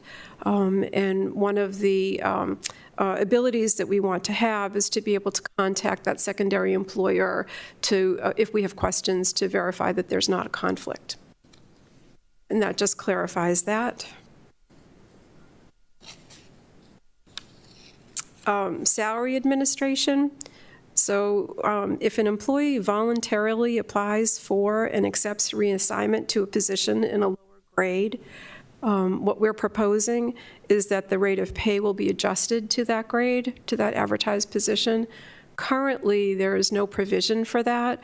So if I decided that my job was too stressful and I wanted to be a building services worker, currently I could take my pay with me to that position, and it just seems not appropriate. So this clarifies that. Now, will this be retroactive for employees who have already done this? Are we looking to lower employees' salaries that they're currently? No, it would be going forward. And truly, in that example, often I would not be considered Right. because I would be considered, overpaid for the position, so not qualified in that sense. But this just memorializes that practice and quantifies that practice. Very good. We had employees that were called in and worked on Christmas Day, and we wanted to clarify how holiday premium pay and how they would be paid in that instance. Under work schedules, this is really just, again, clarifying what we already do. Our work weeks are Friday through Thursday, and when employees have CWS and they are taking a day off, it just clarifies which day it will be, so it occurs within the same pay period. Under Family Medical Leave Act, we wanted to ensure that employees knew that they did not have to provide the family medical leave paperwork to a supervisor or a department head, and they should, in fact, have their medical certification form sent directly to the FMLA coordinator. Under the grievance and appeal chapter, we asked the county attorney's office to look through this policy with us. We had the opportunity to use this policy this year and ran into a couple of items that just weren't clear. So Neil Murphy really helped improve the language, clarifying the language. Again, it's our current practice. It's what he has proposed doesn't differ from what we currently do, and it just makes it more clear. And then lastly, we, in the manual, have a definitions section, and we improved the definition of grievance, and we wanted it to be reflected in the definitions as well as in the grievance chapter. I'm glad you're able to do this without a consultant. Lord knows. Good point. So I believe, Sheriff Cameron, you had some comments you wanted to make or questions? Yeah, thank you, Commissioner Colvin. I just wanted to thank Ms. Bratson this policy change. I think it will assuage some of the concern that our employees had, especially in a number of examples lately where they were held to respond to work, had exposure, and of course we were no longer under the CARES Act. So again, thank you, Commissioners. I appreciate you considering this. Very good. Do any of the other commissioners on the line have any questions? No. Mr. Menton did a very good job. Thanks for all your work on this. All right. I move to approve the updates to the St. Mary's County Manual of Personnel Policies and Procedures as presented. Second. I have a first and a second. All those in favor? Aye. Aye. Thank you very much, Commissioners. And as that admin leave applies to hourly employees, I will come back with proposed updates to the hourly employee manual to incorporate that. And thank you very much for your consideration. Very good. Thank you. Thank you, Commissioners, and this completes County Administrator time. Very good. At this time, I move that we adjourn as the Board of County Commissioners and reconvene as the St. Mary's County Board of Health.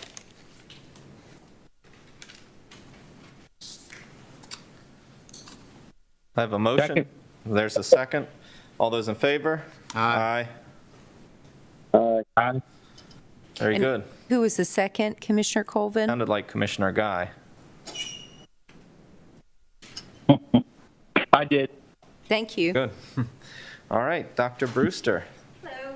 Thank you for coming and joining us today. Thank you for having me.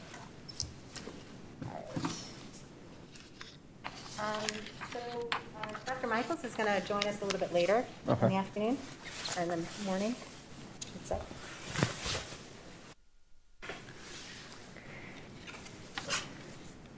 Okay.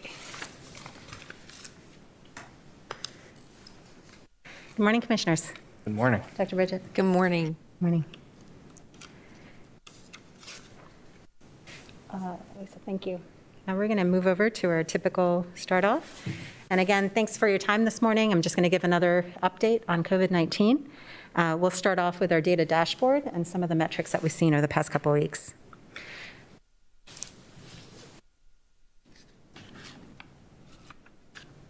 So this data is as of yesterday, and as of yesterday, we've tested over 36% of our St. Mary's County population at least once. We've had about 3,800 cases of COVID-19 in St. Mary's County residents, and we appear, if you scroll down to the weekly numbers, right there. So we appear to be entering the expected post-holiday surge that is adding on to what we have experienced in December. So we'll see how this pans out over the next couple weeks. As we saw after the Thanksgiving holidays, we did experience a surge, as you can see here in this graph. And we do expect that to happen as well after the holidays of Christmas and New Year's. New to our data dashboards, if you actually scroll up, sorry about that, thank you. We are reporting now all the way to the top. We are reporting now the number of St. Mary's County residents that have been vaccinated. This is important to keep in mind, though, that the data for this is primarily coming from a system that can be a couple days delayed in uploading its data. So you may have vaccinated more than we're looking. Absolutely, yeah, we have vaccinated more than this. And these individuals aren't just vaccinated by the health department. Correct. Right. So the data that we report on our local website includes individuals who are vaccinated. Right now, the main modes of vaccination are through the hospital, through the health department, all our mass vaccine clinics, et cetera, through a pharmacy partnership, which I'll talk about in a little bit, that's vaccinating long-term care facilities, and then through the Department of Defense. So PACSpace over there is reporting numbers to us. The data on the state website does not include the vaccinations provided by Pax River Naval Air Station. This data does. Do they have their own health experts? They have their own clinic, and in their clinic, they're providing vaccines according to their own plan of rolling out vaccine administration for their staff. Also of note, as we are vaccinating people by different occupational categories, if they work in St. Mary's County, but they are residents of another jurisdiction, those vaccines may still be administered by us, but they won't be reflected in this number. So we're actually maybe administering more vaccine than what's reflected in this number here because of that. Let me back up just for a second, back to the Navy. So are they vaccinating, say, the dependents of people? So that would be a question for them. They have their own plan as to how they're moving through. They have different phases and I different think at this time, they've priority definitely done their categorizations. first responders. I guess my hope is that, they're getting added to ours because they're in our county, and hopefully we're... Sure, they're reporting data to us on a daily basis, good. but they don't report that data to the state. Well, we've been hearing that the rollout's slow, we're not doing it fast enough. Sure. Look, And I'm going to talk quite a bit about all that plan and what's going on with that. Our new cases, if you scroll down, please, to our new case rate. And our new case rate is above 30 per 100,000 residents. We have seen, if you scroll down to hospitalizations, that was a new case rate. We have seen a sharp increase in COVID-related hospitalizations back in December. Those did start coming down. We are seeing a little bit of an uptick right now, but not sure if that's going to be another spike like what we saw back in that time period of December, November. There has been an increase in COVID-related fatalities as well over the past couple weeks, if we scroll down to that. We so far have had 83 St. Mary's County residents who've passed related to COVID-19, with an additional 30 non-St. Mary's County residents who've passed here in our county. And then out below, it talks about the different long-term care facilities, a little lower than this.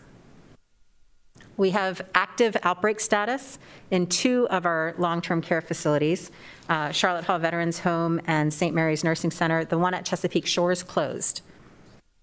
All right, next slide, please. Which I know you're going to get into this in a bit, but that's why it's vitally important for the vaccine to get to those long-term care facilities. And all the staff within the long-term care facilities, because they're the ones going in and out the most. Right. Right. So again, our testing sites are still operating. Despite our mass vaccine efforts, we're able to keep both sites open, 9 to 3:30, Monday through Friday at either the Leonardtown or the Lexington Park location. And both of them offer drive-up and walk-up options. How's that Bay District working out for you? It's working out really well. Mhm. Good. Yep, thank you. Next slide, please.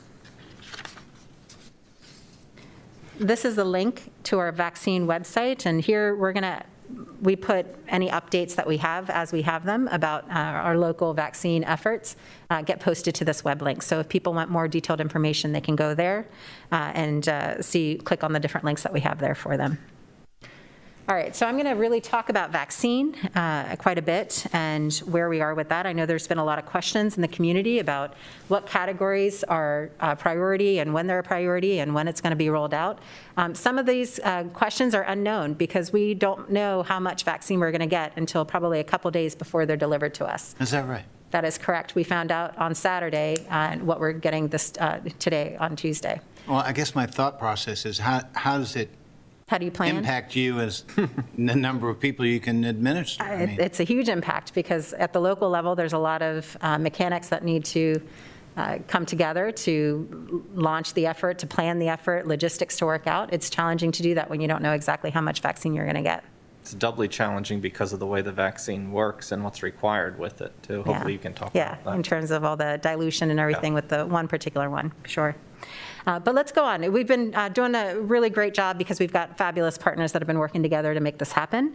And so I think so far we've been able to use up all the supply that we've gotten through the health department.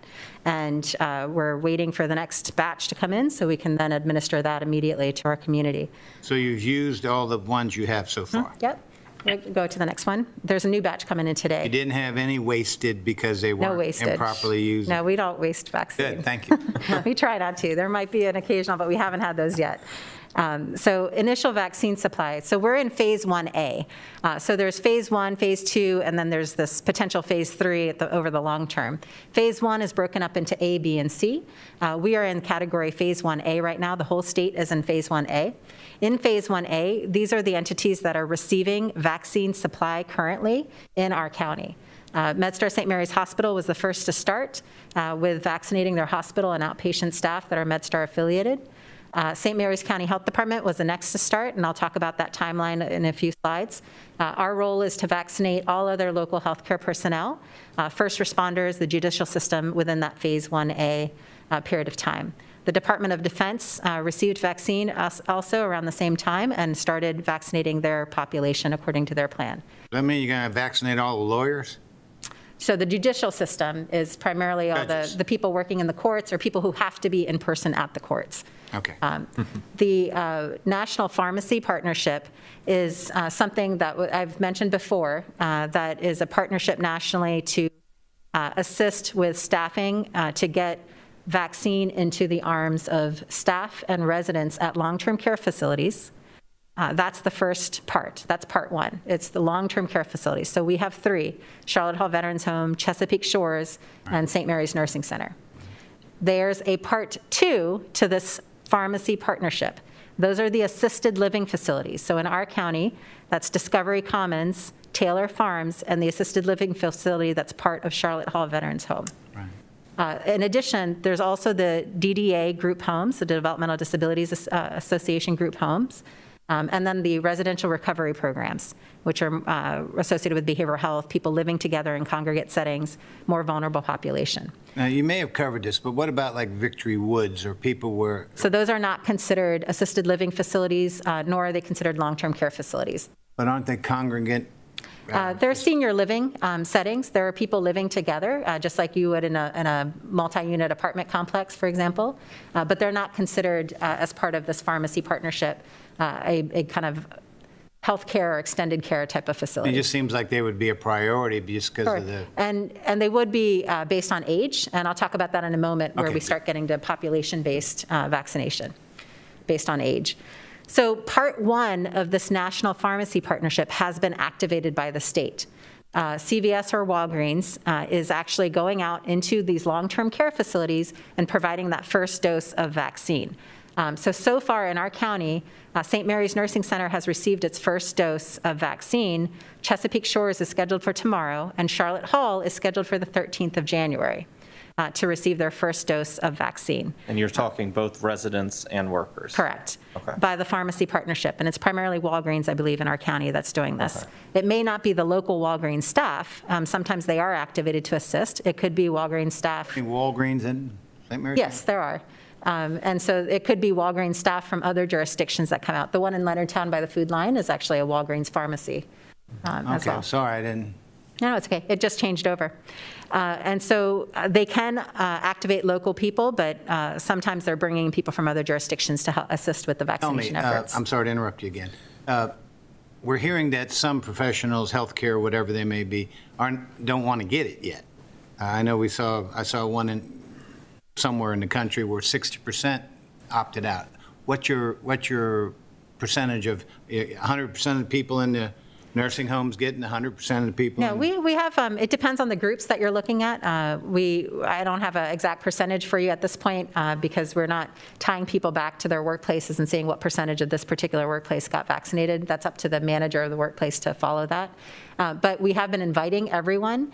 And as we saw with last week where we vaccinated over 900 people, it was a pretty good response. We think that over the course of a few weeks, as more and more people get vaccinated, more and more healthcare providers and first responders who didn't get vaccinated in this phase will make the decision to get vaccinated. But we've been having pretty good uptake so far. Good. Next is the next slide, please.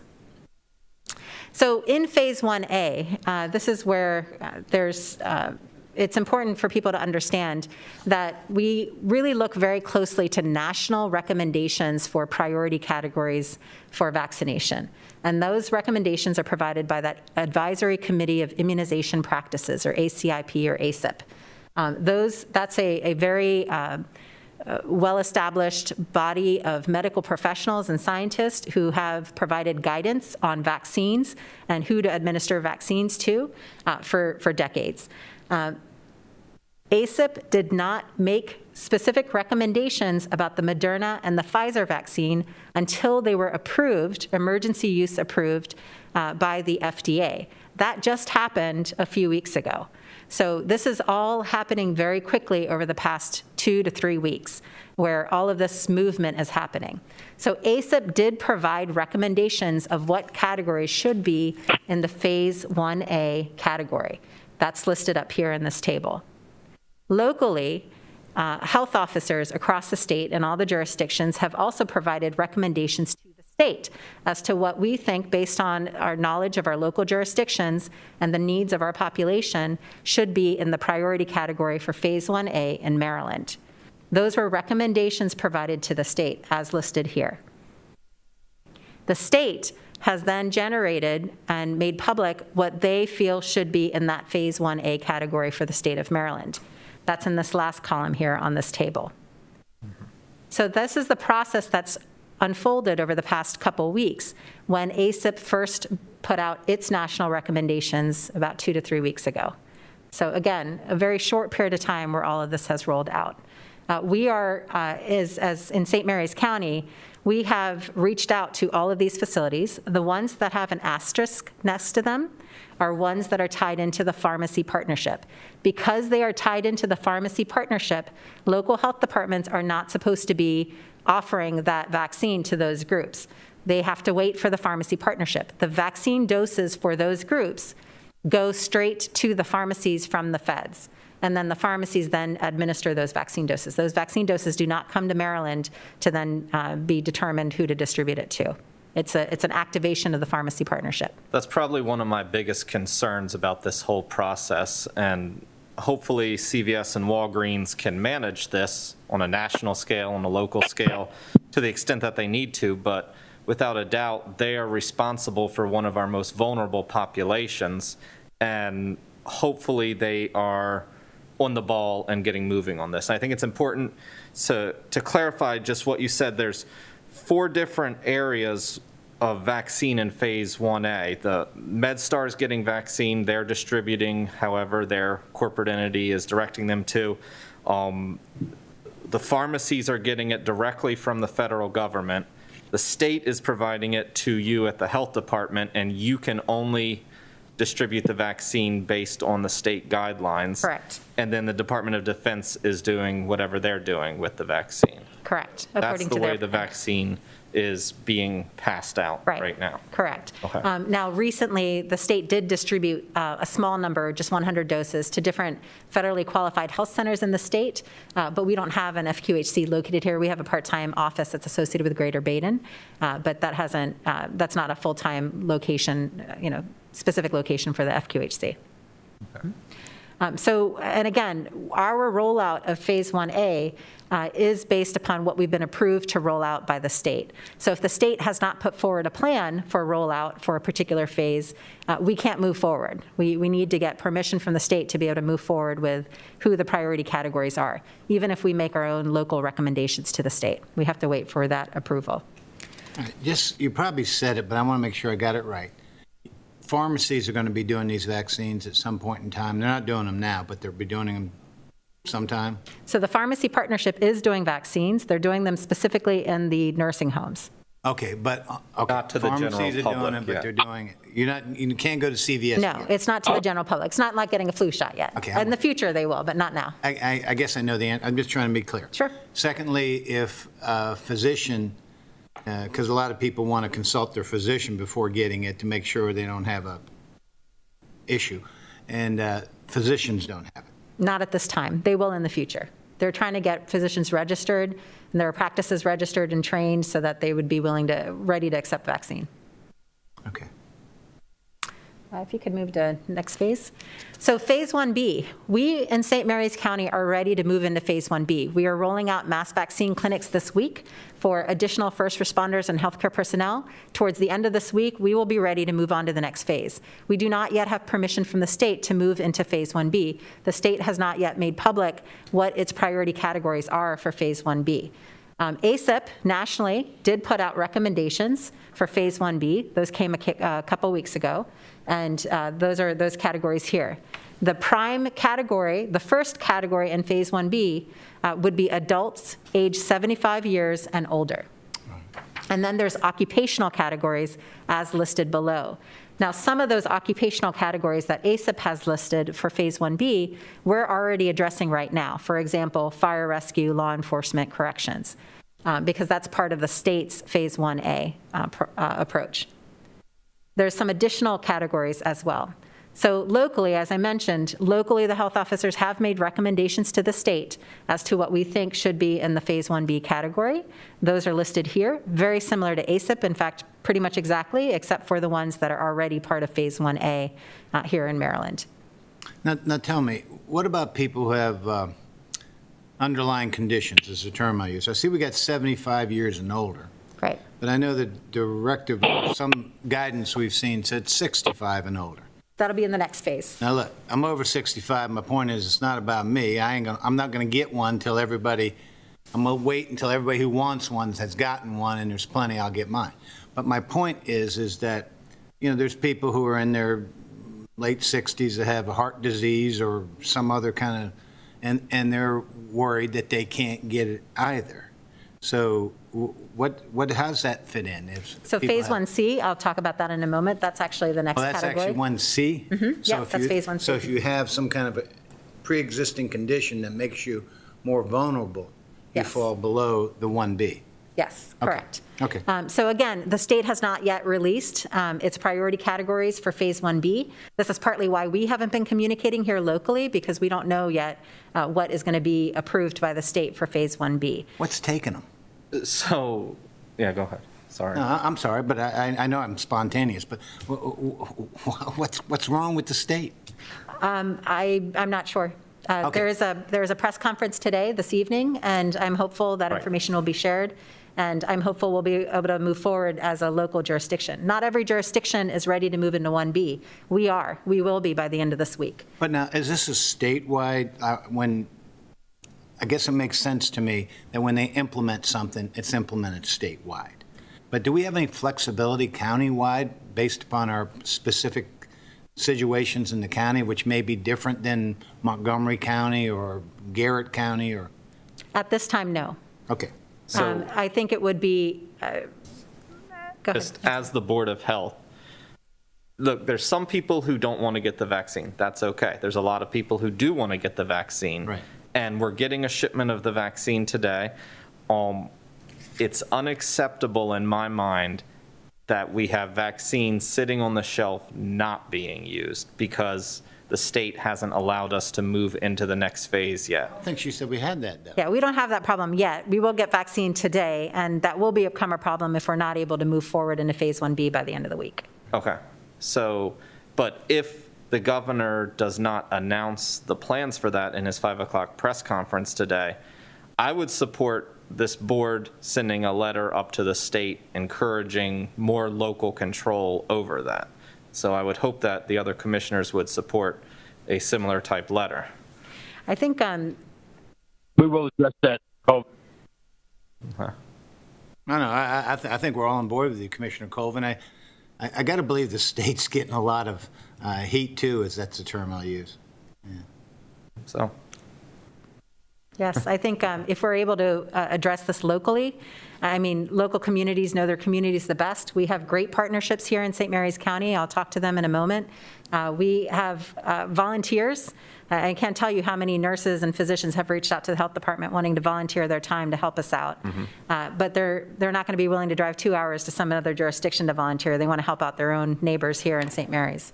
And we're ready to move forward to Phase 1B. We want to be able to move forward to Phase 1B. We don't have vaccines sitting on the shelf right now. We haven't. Really, the day that the health departments receive vaccine, we've mobilized it, Right. As I'll talk about in a moment. And we are receiving vaccine today that will allow us to carry forward with the mass vaccine clinics that we have planned this week.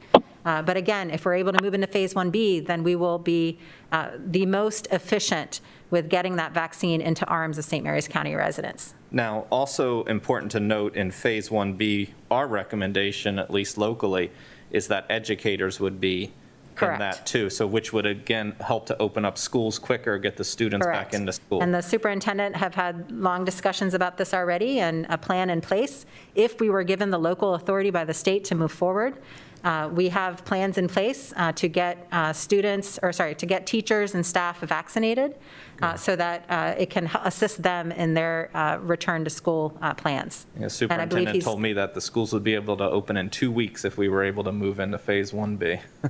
Lord knows. we Need to gotta move get into them Phase 1B. Schools open. Schools are getting to be a real problem. We would love to be able to move into Phase 1B as soon as possible. In fact, we had mass vaccine clinics planned for this weekend that we've put on hold because we haven't yet received any authority from the state or clarity as to what the next categories are, next priority categories are. Let me back up for a second.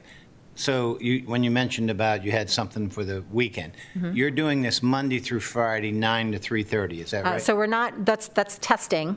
So vaccine. Oh, that's testing. Yeah, vaccine clinics, we don't know, because we don't know when we receive vaccine until a couple days or a few days before.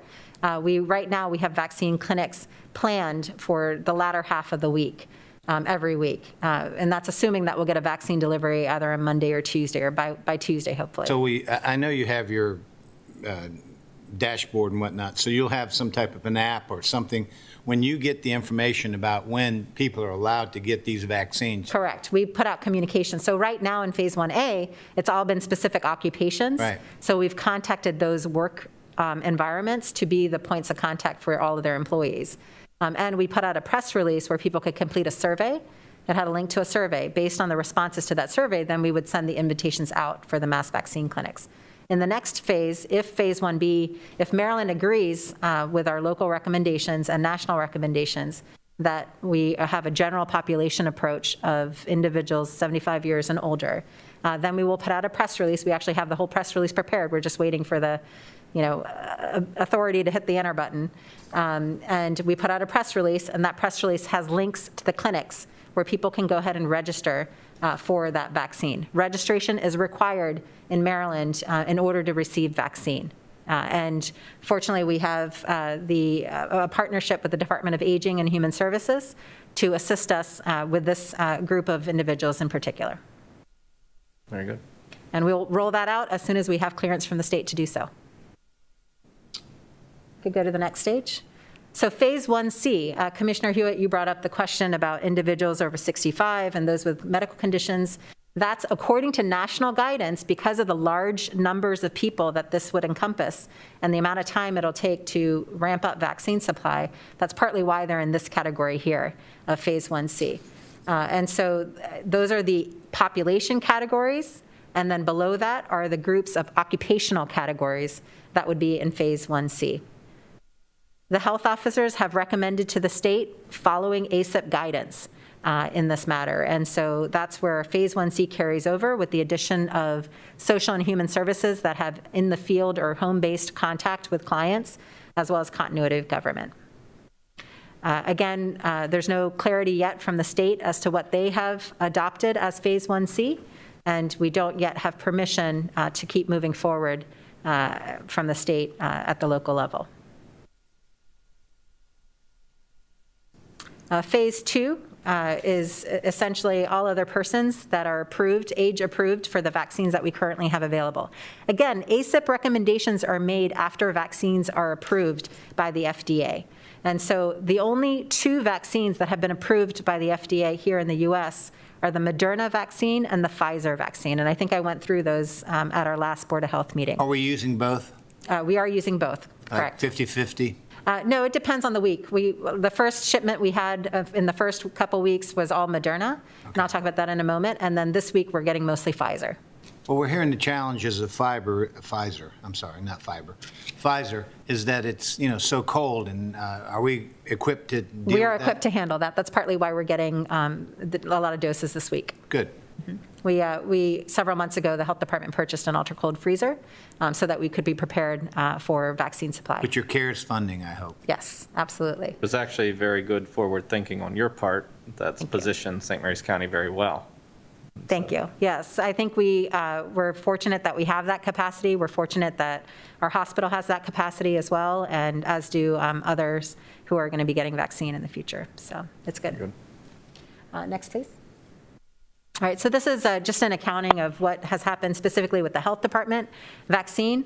December 21st, we received 100 doses. We started administering those doses that same afternoon. We have to let the vaccine thaw out for a little bit and prepare it. But we were able to start administering those doses that first week that we received them, the first day we received them. Those doses were just to test out primarily the shipping process and our ability to get all of our vaccinators vaccinated and train them with drawing up the vaccine and how to administer it and all the logistics that are involved with the vaccine. So that's how we applied most of those doses. On December 28th, the health department received an additional 900 doses. On that same day, that same afternoon, we began administering those 900 doses. And that week, we had already planned mass vaccine clinics in anticipation of getting vaccine supply that week. And because of those mass vaccine clinics, we were able to administer over 900 doses within the few days of those mass vaccine clinics. I really have to recognize here the incredible partnerships locally that have been able to come together and make these mass vaccine clinics operate and operate well. The Department of Emergency Services, the St. Mary's County Sheriff's Office, DPW, the local paramedics and our EMS departments have been phenomenal in coming together, and many other partners as well, but those are probably the main ones that have really come together to provide assistance to our health department in carrying out these mass vaccine efforts. It is no easy task. There's a lot of logistics to think of. There's a lot of staffing to think of, training, especially with these new vaccines and how you handle the vaccines. It takes a lot of effort to get these things together and to monitor them, and we have to monitor people after they receive the vaccine at the site. So it's a lot of work that's going into this, and a lot of partners at the table that are working together to make it happen. Tell me, have you had to turn any people away? I mean, Yes. You had people in line, and then you get to this car, and If people are not pre-registered, they need to leave and come back after they've registered. And that's why it's so important that people don't just show up at the mass vaccine site. We have to have them pre-register ahead of time. It gives us a chance to do medical And screening. they can do that through your website. They can pre-register. Well, they do that through the vaccine links, the invitations that we Can't send do out. it online. Yes, online, and it Or gets they sent can out to them. call you at, No, they don't call us. We send them the links. Okay. Right now, we're only, because we're in Phase 1A, we're only inviting certain occupation groups. So really, the way they get invited is by completing that survey that we have on our website that's associated with the press release we put out a couple weeks ago. and all those people have access to online internet. Correct. And we send them all of that information. I mean, most of them are healthcare providers or first responder groups. They have access to that. We will reach out to them with the invitation for the vaccine clinic. If they have questions or concerns, they can always call the health department COVID-19 hotline that we have set up and get their questions answered or leave a message so that the right person can give them a call back. Very good. Right Hey, now, Dr. we're Bruce, just in this is Phase Todd. 1A. I'm sorry, go ahead. In that disclaimer, you said you send an email out to folks and then they can pre-register via the internet. Is anybody trying to, I hate to use the word cheat, but are they sharing that website information with friends and families so that they can get in ahead of Yeah, great question. people who really need to get the shot first? Yeah, great question. Thank you, Commissioner Morgan. I think, actually, one of the other jurisdictions in the state did have a problem with that, with people were sharing the link and, the people were scheduling for vaccine when it wasn't their turn to get vaccine based on what the criteria were for that category. And so that's why we took the choice of not making the vaccine links public through a press release, because it's not intended for the general population. It's intended for certain occupational groups. And that's also why when people register, they affirm that they're part of a particular occupational group. And then when they come on site to the mass vaccine clinic, we not only confirm that they've pre-registered, we also ask for work identification that tells us and confirms to us that they are a part of that occupational group. That's great. Thank you. Mm-hmm. Now, when we move into Phase 1B and we get into more elderly population, online registration is probably not the best way to go. So they will have to register, because that's how the state, that's mandatory for this vaccine in Maryland, is registering an Immunet. However, we can provide assistance to them to get them registered. And so that's where that partnership is really going to be great with Department of Aging and Human Services. They're actually going to be assisting us and providing a phone number where individuals in the community can call to have somebody walk them through the registration process, even do the registration on their behalf. Good. And then what they do is they actually show up at the site with their identification that shows their age and shows that they're a St. Mary's County resident. Good. When we get to the general population, with the occupational groups, it matters that you work here or that you are a resident here. And with the general population groups, like the 75-plus age group, it's going to matter that you're a resident here. And so that's where we're going to be checking to make sure people are residents of St. Mary's County and meet the age range for that population group. Again, I worry about the So, people who Dr. are... Bruce, in that same regard, if an individual is a St. Mary's County resident, yet isn't a provider, an emergency services provider, say, out of county, are they queued into our They shop, can. or they have to go to where their employer is? Either of those two options. So other jurisdictions are also offering clinics for their local first responders, for example, and they are vaccinating local first responders that may not be a resident of their jurisdiction, including any St. Mary's County residents. We are going to be vaccinating people who live here but work in other jurisdictions as part of that occupational group. The reason why we do that is because they are at higher risk because of their occupation. That's why their occupation has been prioritized. And if they are at higher risk and they return to this county and they live in our county, then there's a higher risk of them contributing to community spread here in St. Mary's County to the St. Mary's County residents. And so for that reason, we're concerned not just about the people working in our county, but about the people who are living in our county but work in those groups in other jurisdictions. You know, I worry about the people who are doing elderly people who don't do internet. I remember when I did my research for the library 6 years ago and went over and sat in the library, and a lot of the people using it were elderly people filling out Social Security forms or Maryland state or federal forms of some type. Health insurance, all And I that. remember asking somebody, hey, why don't you do this at home? He said, look, I get $50 a month for this thing. I don't know what kind of internet service they got for $50 a month, but they were talking about how that money that goes towards that they can use for medications, for food and stuff. So my point gets to be is if you have people that are, say, shut-ins, Meals on Wheels recipients, people who are not connected to the internet world, will there be a way to reach out to those or identify that population? Correct, and that's why we're partnering with the Department of Aging and Human Services for the next phase. So we've already had conversations and decided how that partnership will work, and that department is very familiar in reaching out to seniors in our county and others in our county who may not feel comfortable using the internet or have access to the internet. And because they have those ways of communication and that trust already built, we thought it would be a good way to make sure we're reaching the population that's eligible. And they'll be providing assistance. People can call them directly, and we'll announce that by press release. And so for everybody listening, I'd really encourage you to sign up for the press release notices on our website at smchd.org. And then, of course, check all your local newspapers. Hopefully, they'll share the information when we're authorized to put it out. Dr. Brewster, backing up to talk about the virus again, I know we've moved on to the vaccine, but we've seen over the past couple of weeks new strains of the virus that spread more rapidly. Is that, now if I remember correctly to your presentation about how the vaccines work, the vaccines attack the protein or something like that, so they should still cover you for the new strains of the virus that are spreading more rapidly, but is that something you're concerned about in our community, these new strains? Yeah, great recall.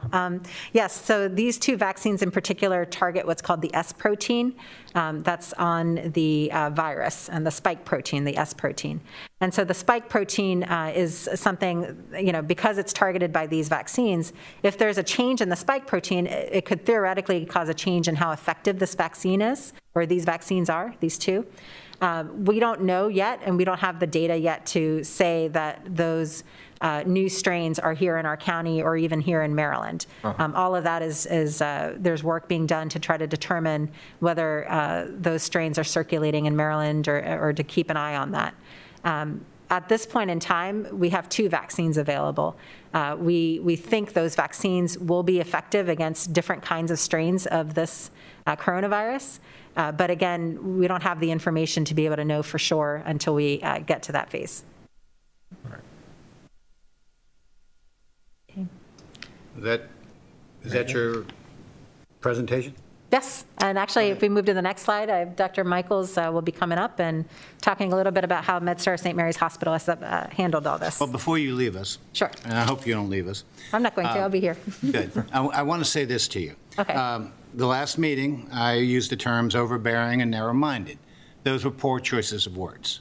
And many people, you have many, many supporters out there. Many of us are mutual friends of ours, and reached out to me and said, Commissioner Hewitt, she has a tough job. We don't like you scolding her. And let me understand. Let me just say this. I appreciate what you do, Dr. Brewster. And I do say that if I've used the wrong terms, I apologize. But I will say this. I am not an anti-masker. I'm not an anti-vaxxer. I'm not someone who wants to open in violation of government or Governor Hogan's orders, and I know you have a tough job making sure all that. But it still comes to mind for me is, again, I'll say, I'm a small business. My family did it for 53 years in St. Mary's County, and I still feel for people who have these smaller businesses. When I see Walmarts and Targets and Lowe's, where they used to keep track of the number of people that going in, and they used to restrict the accesses and the exits and those types of things, and I don't see that anymore. And it just seems to be somewhat unfair. And again, I'm trying to come up with kinder, gentler words, that the smaller people seem to take, there's nobody there at Walmart to say, hey, you're allowed 25% capacity, which someone probably doesn't know exactly what that number, I know the general public doesn't know what that number is. But you just see people coming and going as they wish and as they want. And my wife and I don't go out much because we're of that age that we have to worry about where we go. But, we were at somewhere having breakfast after church the other day, and all the servers had their masks underneath their nose. And it was just one of these things where it just seems to be so inconsistent with enforcement. So I apologize if I've came off the wrong way, but my concern is mainly for the constituents of the St. Mary's County and the fairness of the big box stores who are posting record profits, record, during this time, and these poor little guys that are just struggling to hang on. So understand, I appreciate what you do. You're doing a great job, and I support you. Thank you, sir, and I really appreciate that and really appreciate you bringing that up. I think, to your comment about other locations and the restaurant and the stores and so forth, our process through the health department has very much been focused on education and has been very much driven by complaints. So if people are submitting community complaints, if they're in a restaurant and they see people aren't wearing their masks and so forth, if they submit a complaint, that's the only way we're really going to know. And that's the only way we can then go out and provide education. In the very beginning, we reached out to a lot of our food service facilities, a lot of our retailers, to give them copies of signs, to talk about the things they could do to make their environments more safe, to make sure they were understanding what the executive orders entailed. And at this point in time, we're responding if people are filing complaints. And so if people are concerned about a particular environment in the community, whether it's a Walmart or a restaurant or a smaller store, that's the only way we're going to know that there's an issue is when they report that. We don't have the ability to constantly be out there in every single store and restaurant. We do what we can for restaurants through a food safety program. But outside of that, we don't have the staffing to be able to be around everywhere all the time. So that's why we really rely upon our community to be the eyes and ears, and if they have concerns, to raise those concerns so that we can then provide the education and the resources that those businesses might need to have and offer a safer environment. Well, look, I appreciate you saying that, but don't let me off the hook. Dr. Brewster, right? If I can scold you in public, I can apologize to you in public. So that's important. Thank you, sir. I appreciate that. Thank you. Commissioner O'Connor, was that you? Dr. Brewster, I think I just want to phrase what you said a different way so people understand. When the health department comes out, it's essentially because your customers are the one calling and complaining. So when we're looking across St. Mary's County and the state, it is a complaint-driven process. It is not a proactive process on behalf of the health department. So the people that are coming into your establishment are the ones that are actually picking up the phone and complaining on you. So I think that takes some self-reflection as well, because there's a lot of blame that gets put on the government. There's a lot of blame that gets put on the health department. But meanwhile, it is the population and the citizens that are reporting on each other, just like if somebody was to call 911 for a noise complaint. So I think that's very important that people understand that, because it's not something you're actively out trying to shut down businesses, and that you do work with them continually to get into compliance. Right. Thank you. Thank you for raising that. And again, there was a time where we were reaching out and we were providing education and doing an inspection and providing feedback. And we still do that periodically, for example, with our restaurants. just because we have a food safety program, and that's part of our food safety process as well. But right now for COVID inspections, it's largely complaint-driven. Thank you. So Dr. Michaels was hoping to come up and talk a little bit about how MedStar St. Mary's Hospital has done during the course of this pandemic. Dr. Michaels, thank you for being with us this morning. Good morning. Morning. How are you? Morning. A lot of our success in Phase 1A is because of MedStar being able to vaccinate your employees and staff. Thanks. Yeah, I'm happy to report. Well, before I say that, I just want to join in with the praise of Dr. Brewster. I think she's done a outstanding job here in St. Mary's County. Her organizational ability, her ability to communicate, and her ability to coordinate the county health needs is really outstanding. And from my vantage point at the hospital, I couldn't have asked for a better partner. So I just wanted to make sure that got on the record because she really has done a great job.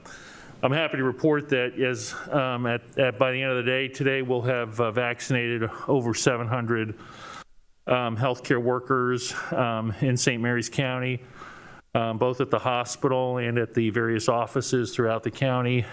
We've been reaching out to the broader group, includes not only but the nurses and techs, and we started out in the emergency room and the urgent care clinics. We moved to the ICUs and we moved to the COVID units. We've vaccinated providers who come to the hospital regularly, and we moved to providers who are just in their offices and including now their staffs.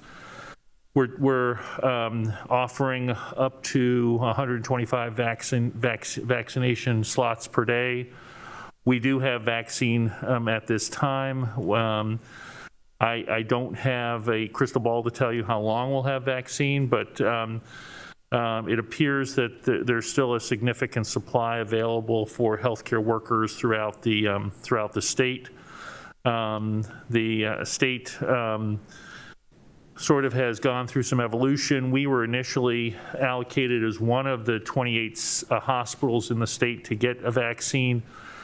We were the only hospital in the Southern Maryland Tri-County area to get vaccine initially, but then the large systems decided that they would get the vaccines and allocate them to all hospitals in a certain formulation. And so we have plenty of vaccine right now, and we're actually out there today calling people to come in and get vaccines. So if you fit into the people who are approved for our vaccination program, we have room for you, and we're there every day now, and we're going to actually be running some Saturday vaccine time frames, I think this Saturday, to accommodate people who can't get in during the week. I'm sorry, Dr. Michael. What are your time frames? 9 to 12? We start at 8:40 in the morning and run to 4:40 in the afternoon. Oh, all day. Good. We do. We've also continued to run our drive-through testing clinic. We've tested close to 9,000 9,000 people. They're not all residents. Initially, when we first started the program, we had people coming from all over the eastern seaboard to come because we were one of the first drive-through clinics that were established. But we're, I think, at 8,800 now, 8,800 plus people, and there's a huge line out there today. And so we continue to test. Those hours are 9 to 12 daily, and we take all comers, and I field requests for specialty requests for tests from people all the time, from doctors' offices who need results immediately, and the hospital is able to perform PCR testing in a 2-hour window for people who need it. We also are testing all patients that come in or admitted to the hospital. Everyone who comes in is tested, so we know, so we can segregate the patients appropriately. We also offer an associate testing program. It's not a PCR test. Any associate who wants to be tested can show up at our associate testing facility where they'll receive an antigen test. It's different than a PCR test.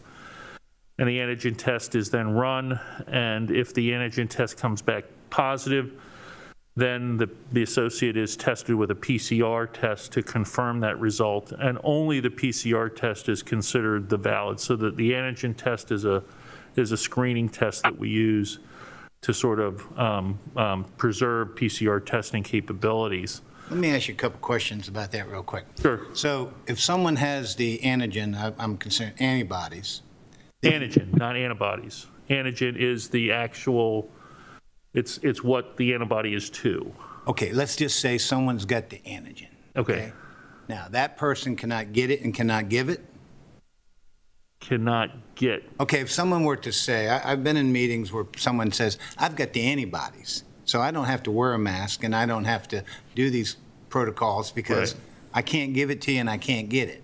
What is No, so here's the difference. So there's the virus, okay? The virus has certain proteins on it that I heard you discussing before. Those proteins are the antigens. So if we find that you have antigen in your system, that technically means at some point you were exposed to the virus. But you developed an antibody. Not yet. So you may have an active infection because it's an indication that there may be an active infection present. So then we want to go back and test you to see whether you actually have that using the PCR test. The antigen test has a lot more false positives and false negatives associated with it. So the PCR is much more sensitive to that. Antibody testing is something that's totally different. So antibody testing, we're not looking for parts of the virus. We're looking to see whether you have antibodies to the virus. Antibodies to the virus, are what you're going to get after you have a vaccine. So antibodies mean that could technically mean you're protected. We don't know whether or not antibody presence means that you can't transmit the disease. The data shows that if you have antibodies in sufficient quantities, you should, at least what the EUA FDA announcement said, is that Moderna and Pfizer, people with antibodies that are produced by that vaccine should not get serious disease. And Moderna also suggested that you might not be able to transmit or get the disease. That data is still not entirely clear in there, and that's sort of nuanced. But the bottom line is that consider what we're doing for our associates as a mass screening, and then when we find somebody who's got a positive result, then we go to the more sensitive test to make sure.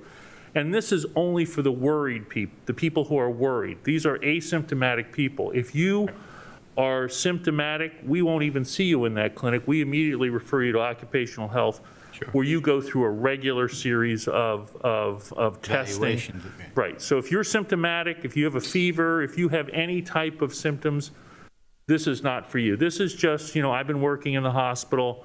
I just want to feel safe. I'm going to go and I just want to get an antigen test. So it's for the health and the well-being of our associates that we've established this program. And this is throughout the MedStar system. Well, it sounds very complicated, but I guess the bottom line is, if someone says, I got the antibodies, I don't need to wear a mask, you still need to wear a mask. Still need to wear a mask, yes. You still need to wear a mask because there still isn't enough data that says that if you have antibodies, you're still not going to be able to transmit the disease. Okay. So I do believe that better days are coming, Commissioner. I really do. I think that I'm very, very confident that, as we get the vaccines out, and as time passes, this is going to wane as a public health issue.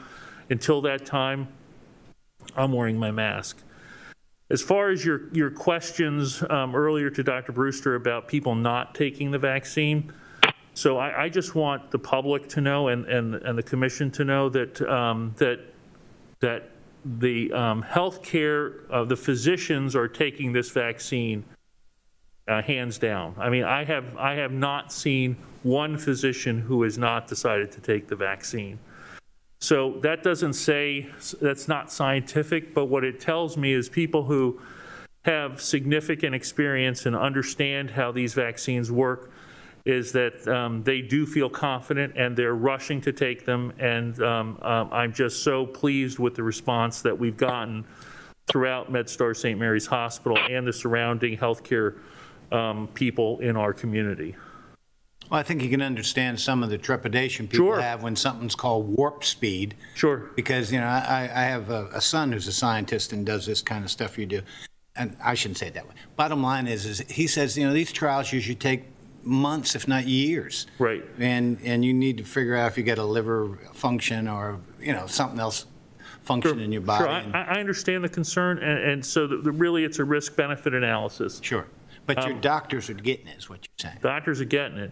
That's good. Let me just harken back. You know, I'm barely old enough to remember the 50s, but before 1954, every summer, and I'm sure it was down here in St. Mary's County, there was a huge worry amongst parents that, you know, polio would come around. And, you know, polio was a devastating disease. I'm an orthopedic surgeon. The last polio case in the United States occurred in 1979. So there was a whole subsection of orthopedic surgery designed just to do surgery to make polio victims' lives easier, muscle transfers, releases, et cetera. That's a dead art now. Nobody knows how to do it because... Like having a typewriter. Exactly, because the vaccine worked. And at my medical school graduation, Dr. Sabin, who was there's Dr. Salk and Dr. Sabin, who were the first to administer polio vaccines. And there was just an expose, I think it was in the Post, where they talked about, you know, Dr. Salk taking the vaccine and giving it to his kids and then just giving it to his neighbors and, you know, just I mean, obviously we couldn't do that now. So, you know, when you have a real public health threat and you've got the potential for cure or for you know, to stem it, you really have to weigh the risks and benefits. And in this case, I think that, you know, science has come a long, long way since the 50s. And so I feel very confident that, you know, what the FDA has done and what the industry has done in terms of testing this at this point appears to be very, very adequate for me. And I personally am waiting for my turn to get the vaccine, and that's going to be this week, and so I'm thrilled to have that. Good. Yeah. So I did want to like speak just generally about the status of the hospital. I wanted to reassure the commissioners and the residents of St. Mary's County that that St. Mary's Hospital is well positioned to handle what has been a serious epidemic in our state and in our country. We were very, very lucky to have the efforts of the supply chain people at MedStar Health go out and procure just vast quantities of PPEs. We have an adequate supply. In fact, it was just announced this week that we were able to secure a very long-term supply of N95 masks. We no longer recycle our masks at MedStar St. Mary's. We're still using extended use of the masks, but over time, in the short period, I think we'll start trimming back on that. So gloves, masks, gowns, things like that were to protect our associates and to protect patients as well, seem to be in very good supply. We're also very, very stable in terms of our staffing.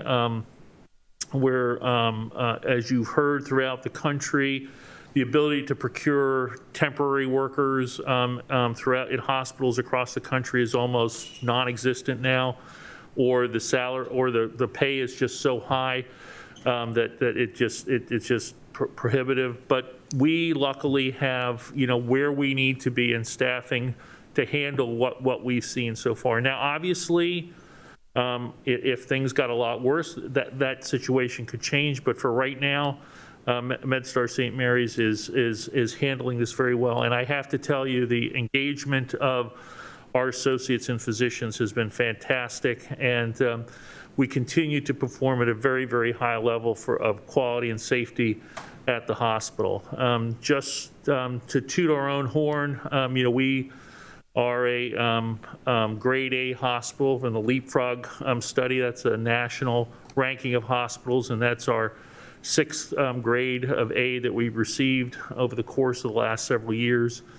We're also the first in the state by a long shot in the last ranking for the quality-based reimbursement program that the state of Maryland holds. And so we're very proud of the work that we do at the hospital. And, I would put it out to the commissioners that, that we are providing the highest quality of care. That said, we're continuing to work on that.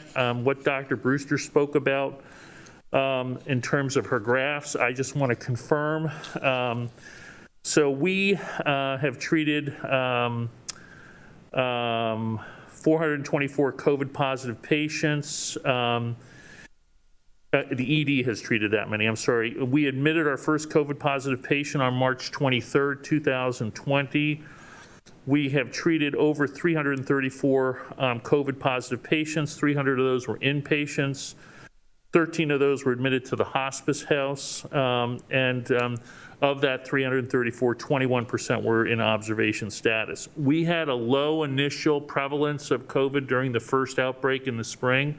It was lower than the rest of the state, and so we were very blessed around that.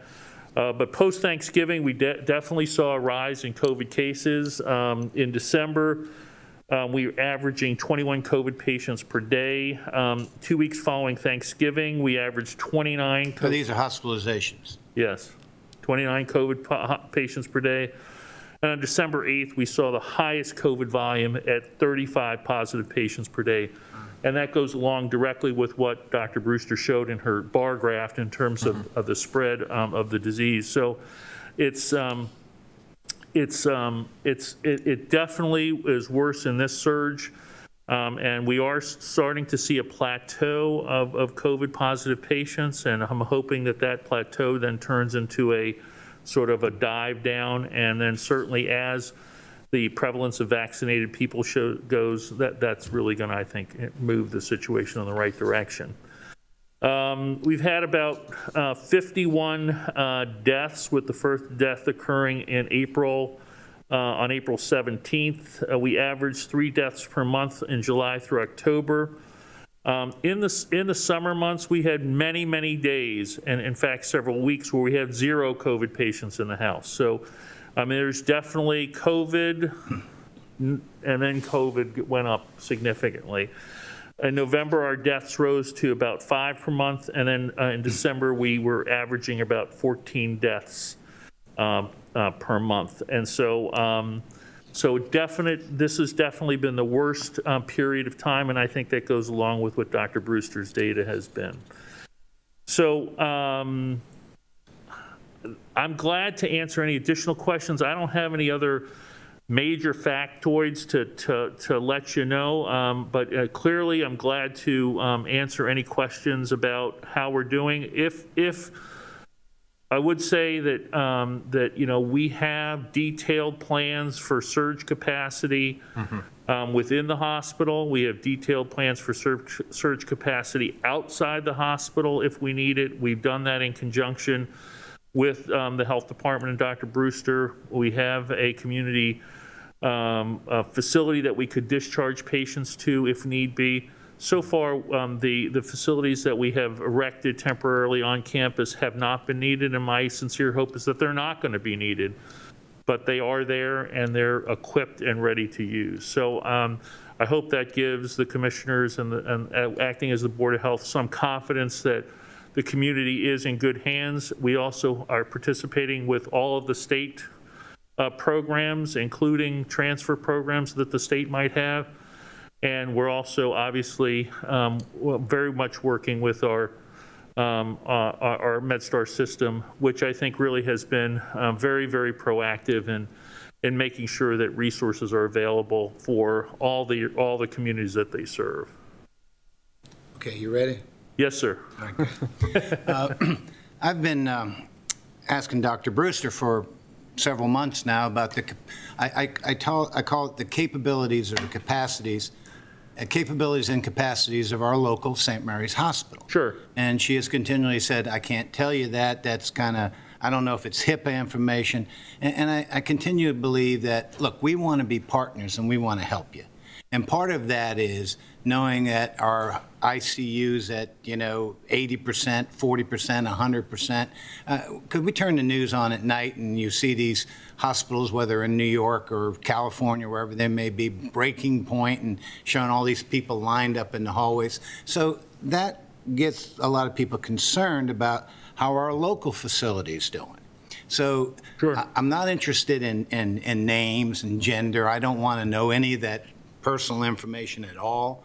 But to support you, I think it's important that people like us know, okay, we're at so much capacity. Now, when one of the people who emailed me about my discussions with Dr. Brewster said, look, Commissioner Hewitt, you keep wanting to know about capacities.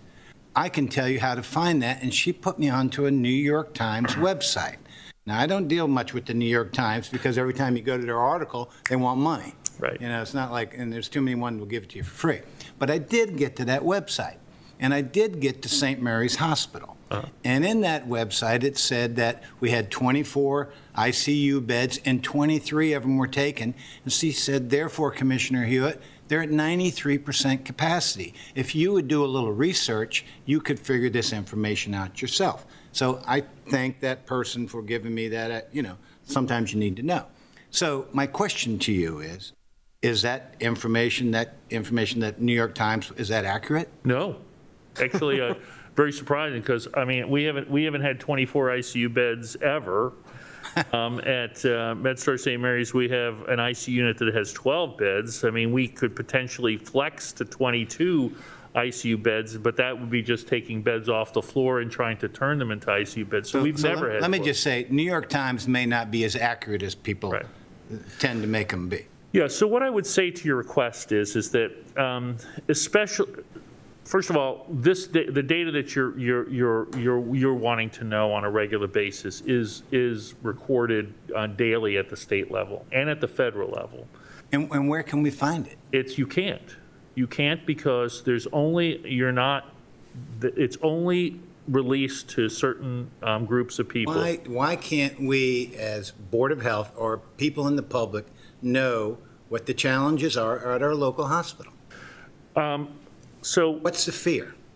Well, there are several good reasons in my mind why we don't do this. In a small community like this where there's one hospital, if we had 6 COVID patients in the ICU, it's not a big stretch for somebody to figure out who's in the ICU. There's word of mouth. You can come and visit, and you could realistically figure out who. You can't come and visit the hospital, sir. I'm sorry to disagree. No, but you could call in and ask to speak to somebody, and you could find out they're in the ICU. It wouldn't be easy, but you could get it done. I'm telling you, and so it would be not inconceivable that you would be able to tell who is COVID positive and who isn't. Now that's not such a big deal anymore. But initially, it was a big deal, and there was a lot of potential, social discrimination that might occur, and that's exactly why we have HIPAA laws. Well, let me ask you this: is it similar to like HIV? When HIV came along, and I remember this guy Magic Johnson basketball player had it, and he decided to play basketball again, and he got a cut, and everybody's, oh my gosh, this guy's, Is it that type of thing where you get a stigmatism associated with being a COVID positive? I think initially, yes, there was. There was definitely, people have now, learned to live with COVID, but there is an aversion to people, and there could be. Infringements of civil rights with respect to people who have certain diseases. That's what HIPAA is about. HIPAA is about protecting your healthcare information. And so it's not hard. If we announce where there are small numbers of patients and we announce exactly how many are COVID, that you could figure it out. Additionally, let me tell you even a better reason or additional reason. So let's say, my grandmother sitting home at home, and she reads that, we've got 53% of the hospital COVID positive. Now, we were never that high, but let's say that that was the possibility, right? And she starts to have chest pain. Okay, and she says, I'm not going to that hospital because there's a bunch of COVID there. Okay, so that she might sit home and die. I mean, furthermore, that information isn't going to change how, we can give aggregate information. I'm glad to tell you how many COVID patients we've had per month. I'm glad to tell you that Dr. Brewster lets out on a regular basis, the data that comes out regularly, in order for the Board of Health to make policy and to implement policy. But on a day-to-day basis, there's no way you could possibly help us react to that. Those are acute phase things that are made by professionals who are in that business every day and who are reacting to that every single day. So I would put back to you that the fear that you could generate with that kind of information being public every day would likely cause more harm than good. I'm not saying that I'm against release of information. I always say that the truth sets you free, but you have to be careful. If the state wanted to release this information, they could release this information on a daily basis. They could release it by hospital, by ICU unit. They could release it in any number of ways. And in fact, many health professionals have access to that information on a regular basis. The general public, and it's not released to the political world, and that's not my decision, that's the state's decision. We report the same information to Health and Human Services at the federal level. They also don't release this information to the general public. So there are specific local reasons, there are specific medical reasons that I've talked about, and then there's state and federal reasons that fall way above my pay grade in terms of why this information isn't available.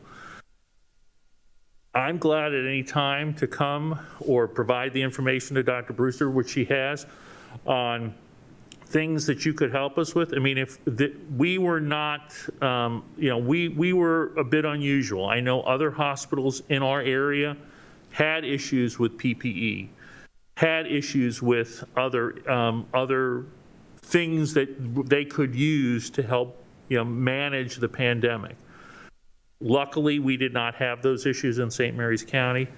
We have continued to be very, very proactive. In fact, in 20 minutes, I'm going to get on a system call, and I'm going to report exactly, how many people we're anticipating discharging today, so that we can make sure that we have adequate capabilities in case there's a surge coming up. We want to maintain our ability to perform elective surgery.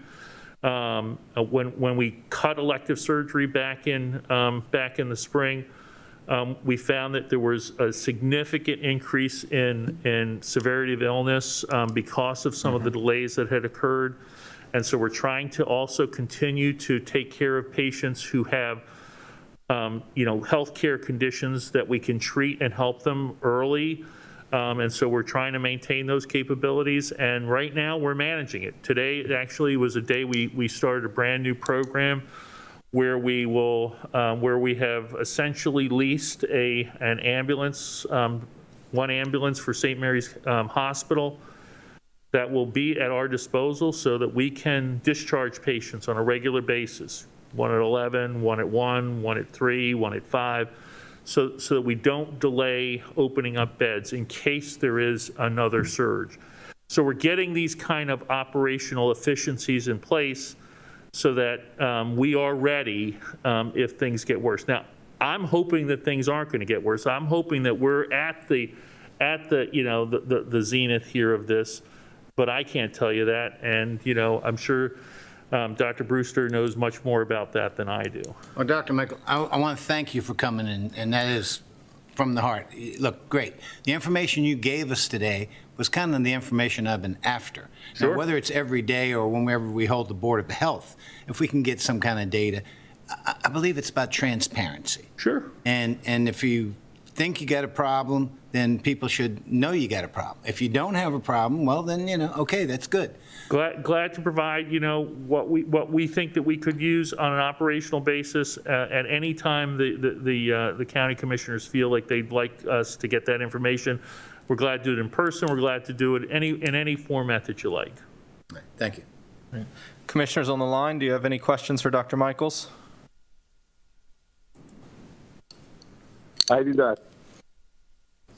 Well, Dr. Michaels, I want to thank you too. It's MedStar St. Mary's. It's part of the larger MedStar system, but at the end of the day, it's really a local hospital. It was built locally, and so I like the partnership, everything I've seen, and thank you very much for all that you do. We certainly feel the local connection to the community. Very good. Thank you very much, gentlemen. Have a good day. Dr. Bridget, do you have enough from us in case Governor Hogan does not provide the local authority that we need later on to be able to send a letter from the commissioners? Yes, thank you, Commissioner Colvin. I believe we had consensus from the commissioners earlier in your Board of Health meeting. Thank you. Very good. All right, I will accept Dr. Brewster, do you have more? Sorry. Nope, I was just waiting for adjournment. Very good. I'll accept a motion to adjourn as the Board of Health. I move to adjourn as the Board of Health. I have a first and a second. All those in favor? Aye. Aye. All right. Aye. Very good. Thank you. At this time, we'll move into commissioners' time, and we'll start with Commissioner President Guy.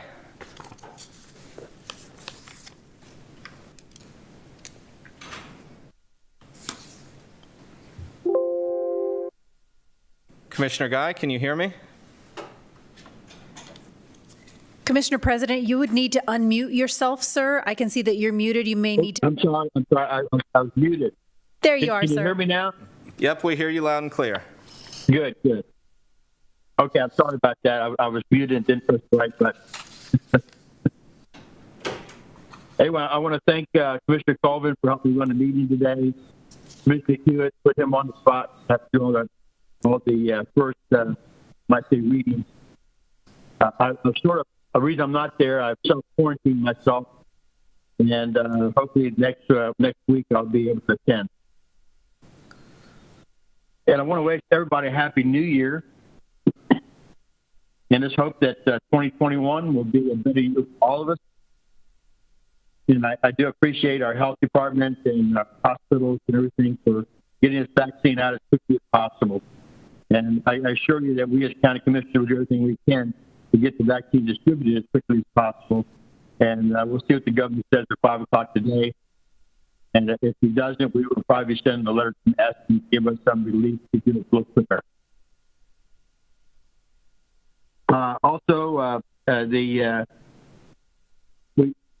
We got pretty good results right now. We seem to be, we'll see what happens with all travel. Unfortunately, I know a lot of people did travel during the holidays and they have an uptick.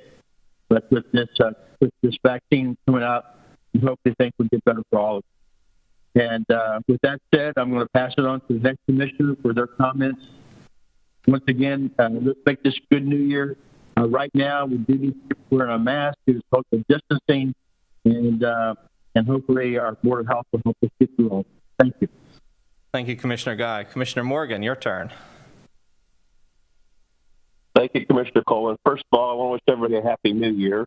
I would like to also thank Drs. Brewster and the doctors for coming over today and giving us a much better recap of where we are on the COVID to make people realize that we're doing our very best to get the vaccines out as fast as we can based upon the governor's criteria. I do think it's important that counties have the ability to act on their own. And if we see things changing here that are, better for us, we should be able to follow the doctor's orders versus waiting for somebody in Annapolis to help make decisions for us. Lastly, I'd like to congratulate and open up that Master Harris, the judge of the Orphans Court, retired last week after I don't know how many years of serving over there. So on behalf of the commission, I want to wish him the very best and appreciate everything he did in a very successful career there. And that's it. Thank you, Commissioner Morgan. Commissioner O'Connor? Thank you. Well, one, of course, Happy New Year. Hopefully we can, everybody yelled Jumanji at 12 o'clock, and we got through 2020, and hopefully it's all over and we're on the upswing. And it's one of those things that we all look at. We hope for a better 2021. And moving forward, especially with everything that our health partners are doing with the vaccination process, with reaching out to the community, and getting through this. So it's been a key process to work together as a team. I do appreciate wholeheartedly the Human Resources Department, Mrs. Pratson, and her team for working together on this policy to figure out the leave. It's truly important for our employees, our frontline workers, that they know that they're not essentially going to be penalized for having contracted something on the job, and knowing that when they're coming to work, continually serving, being on that front line, that we are taking care of them, and so they can continue to take care of the citizens that we all serve. So I do thank her team for that and giving them that vote of confidence behind their job. I just ask everybody, continue doing everything that you're doing. St. Mary's County is doing an amazing job with everything moving forward, and I do thank everybody that is volunteering their time, stepping up and helping the health department with every single initiative that they have. It's been truly amazing, and I always say it about this community that when the time comes, everybody raises their hand, and they always step forward. So I appreciate that. Thank you, Commissioner O'Connor. That's all I got. Okay, Happy New Year. Like everybody else, Lord knows it's time to be hopeful of a better year to come, and Lord knows we'll forget about 2020. The vaccine information, the information from the health department on the rollout and what we have going on, and Dr. Michaels, thank him very much for coming today. But I've heard from many people who are concerned about, again, the capability of our local hospital healthcare system and the capacities there. So I'll continue to ask for that transparency. Again, I'll say I'm sorry if sometimes my frustration comes out, but it just seems like information people should know. If you hear it on the TV every night, or if the newspaper's reporting it and it's not accurate information, it's important that people know what is the actual information, and that data is transparent. Again, I do not want to know personal data. I do not want to know gender or any of that kind of business. Just know how we feel about our community health system. SSTAT, the portion of the county that came up for reassessment this year was the Lexington Park. I'll call it the 8th District area down there in the middle part of the county. And if you're in that part of the county and you did receive an assessment notice, pay attention to it.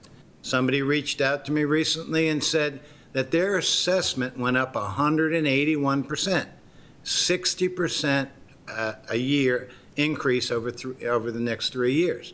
Obviously, they're going to appeal that. Their neighbor went up 1.3%. Now, who knows how those things go, but the point is there's room for error. There's room for mistakes. I don't think people are trying to make it a bad job or anything. They're doing the best they can. But again, COVID-19 has fouled up a lot of processes, processes, and it's important, though, that you protect yourself. Look at your assessments, understand you probably have an idea what your property is valued at, and make sure there's no errors been made. But those appeals need to be filed by February 12th of 2021. So you got about 5-6 weeks to do it. Just pay attention to those assessments, because those will impact the property taxes that you pay. Now, tonight we have a public hearing starting at 6 p.m. on the EMS billing. I've been hearing from people that, hey, look, it's going to be the demise of the volunteer system if we go to EMS, or it's going to eventually become a county employees and county-run system. I don't believe that's the case. I really believe, again, this COVID has kind of made it hard for our seniors who are involved with rescue squads, first responders, to go on calls, because obviously they know they're at higher risk. Hopefully, the vaccine, when these people get them, will make them return and do the things that they have the passion and the services they give to our county. But it's back to tonight's public hearing on this, or public forum, public hearing on this proposal. It's been no secret that our public forums, our public hearings have been lightly attended. I'm talking late, very few. And to that point, it hasn't really been a benefit to the public. Granted, we're checking the box. It's something we need to do, and we are doing it, and we're doing it with the protocols out there. But please, take the time to call in. Take the time to video if you have that available to you. But make sure, we think it's very important to hear from you. So please, if you can, get involved. Thank you. Thank you, Commissioner Hewitt. Well, Happy New Year to everyone. I want to thank Commissioner Guy for allowing me to sit in his chair today while he's calling into today's meeting. Hopefully, we're looking forward to a great 2021. 5 minutes before our meeting today, I looked at CNN's website. The biggest, boldest headline on the website was America in Crisis. I flipped over to Fox News, and the big, bold headline says, "What you need to know." Let me tell you what you need to know. Turn off the news for a little while. Spend time with your family while you're home with them, and just relax. Everything is going to be okay, and we are in a wonderful country. We're moving forward. Everything's going to be okay. Now, I want to echo Commissioner Hewitt's comments. We have a public hearing tonight at 6 p.m. It is not open for residents to come into our meeting room because of the COVID restrictions, but you can dial in. Please call in. You can watch us live on YouTube or Channel 95, and it will be replayed at later times. So thank you for everyone for participating. Thank you for today. Thank you for Dr. Brewster, Dr. Michaels for coming in. And at this time, I will take a motion to move into closed session. I believe it's for boards and commissions, not personnel. Is that correct? Either way, it's personnel. Okay. I move that we move into executive session to discuss boards and personnel. Do I have a second? Second. First and second, all those in favor? Aye. Aye. Aye. Very good. Thank you all very much.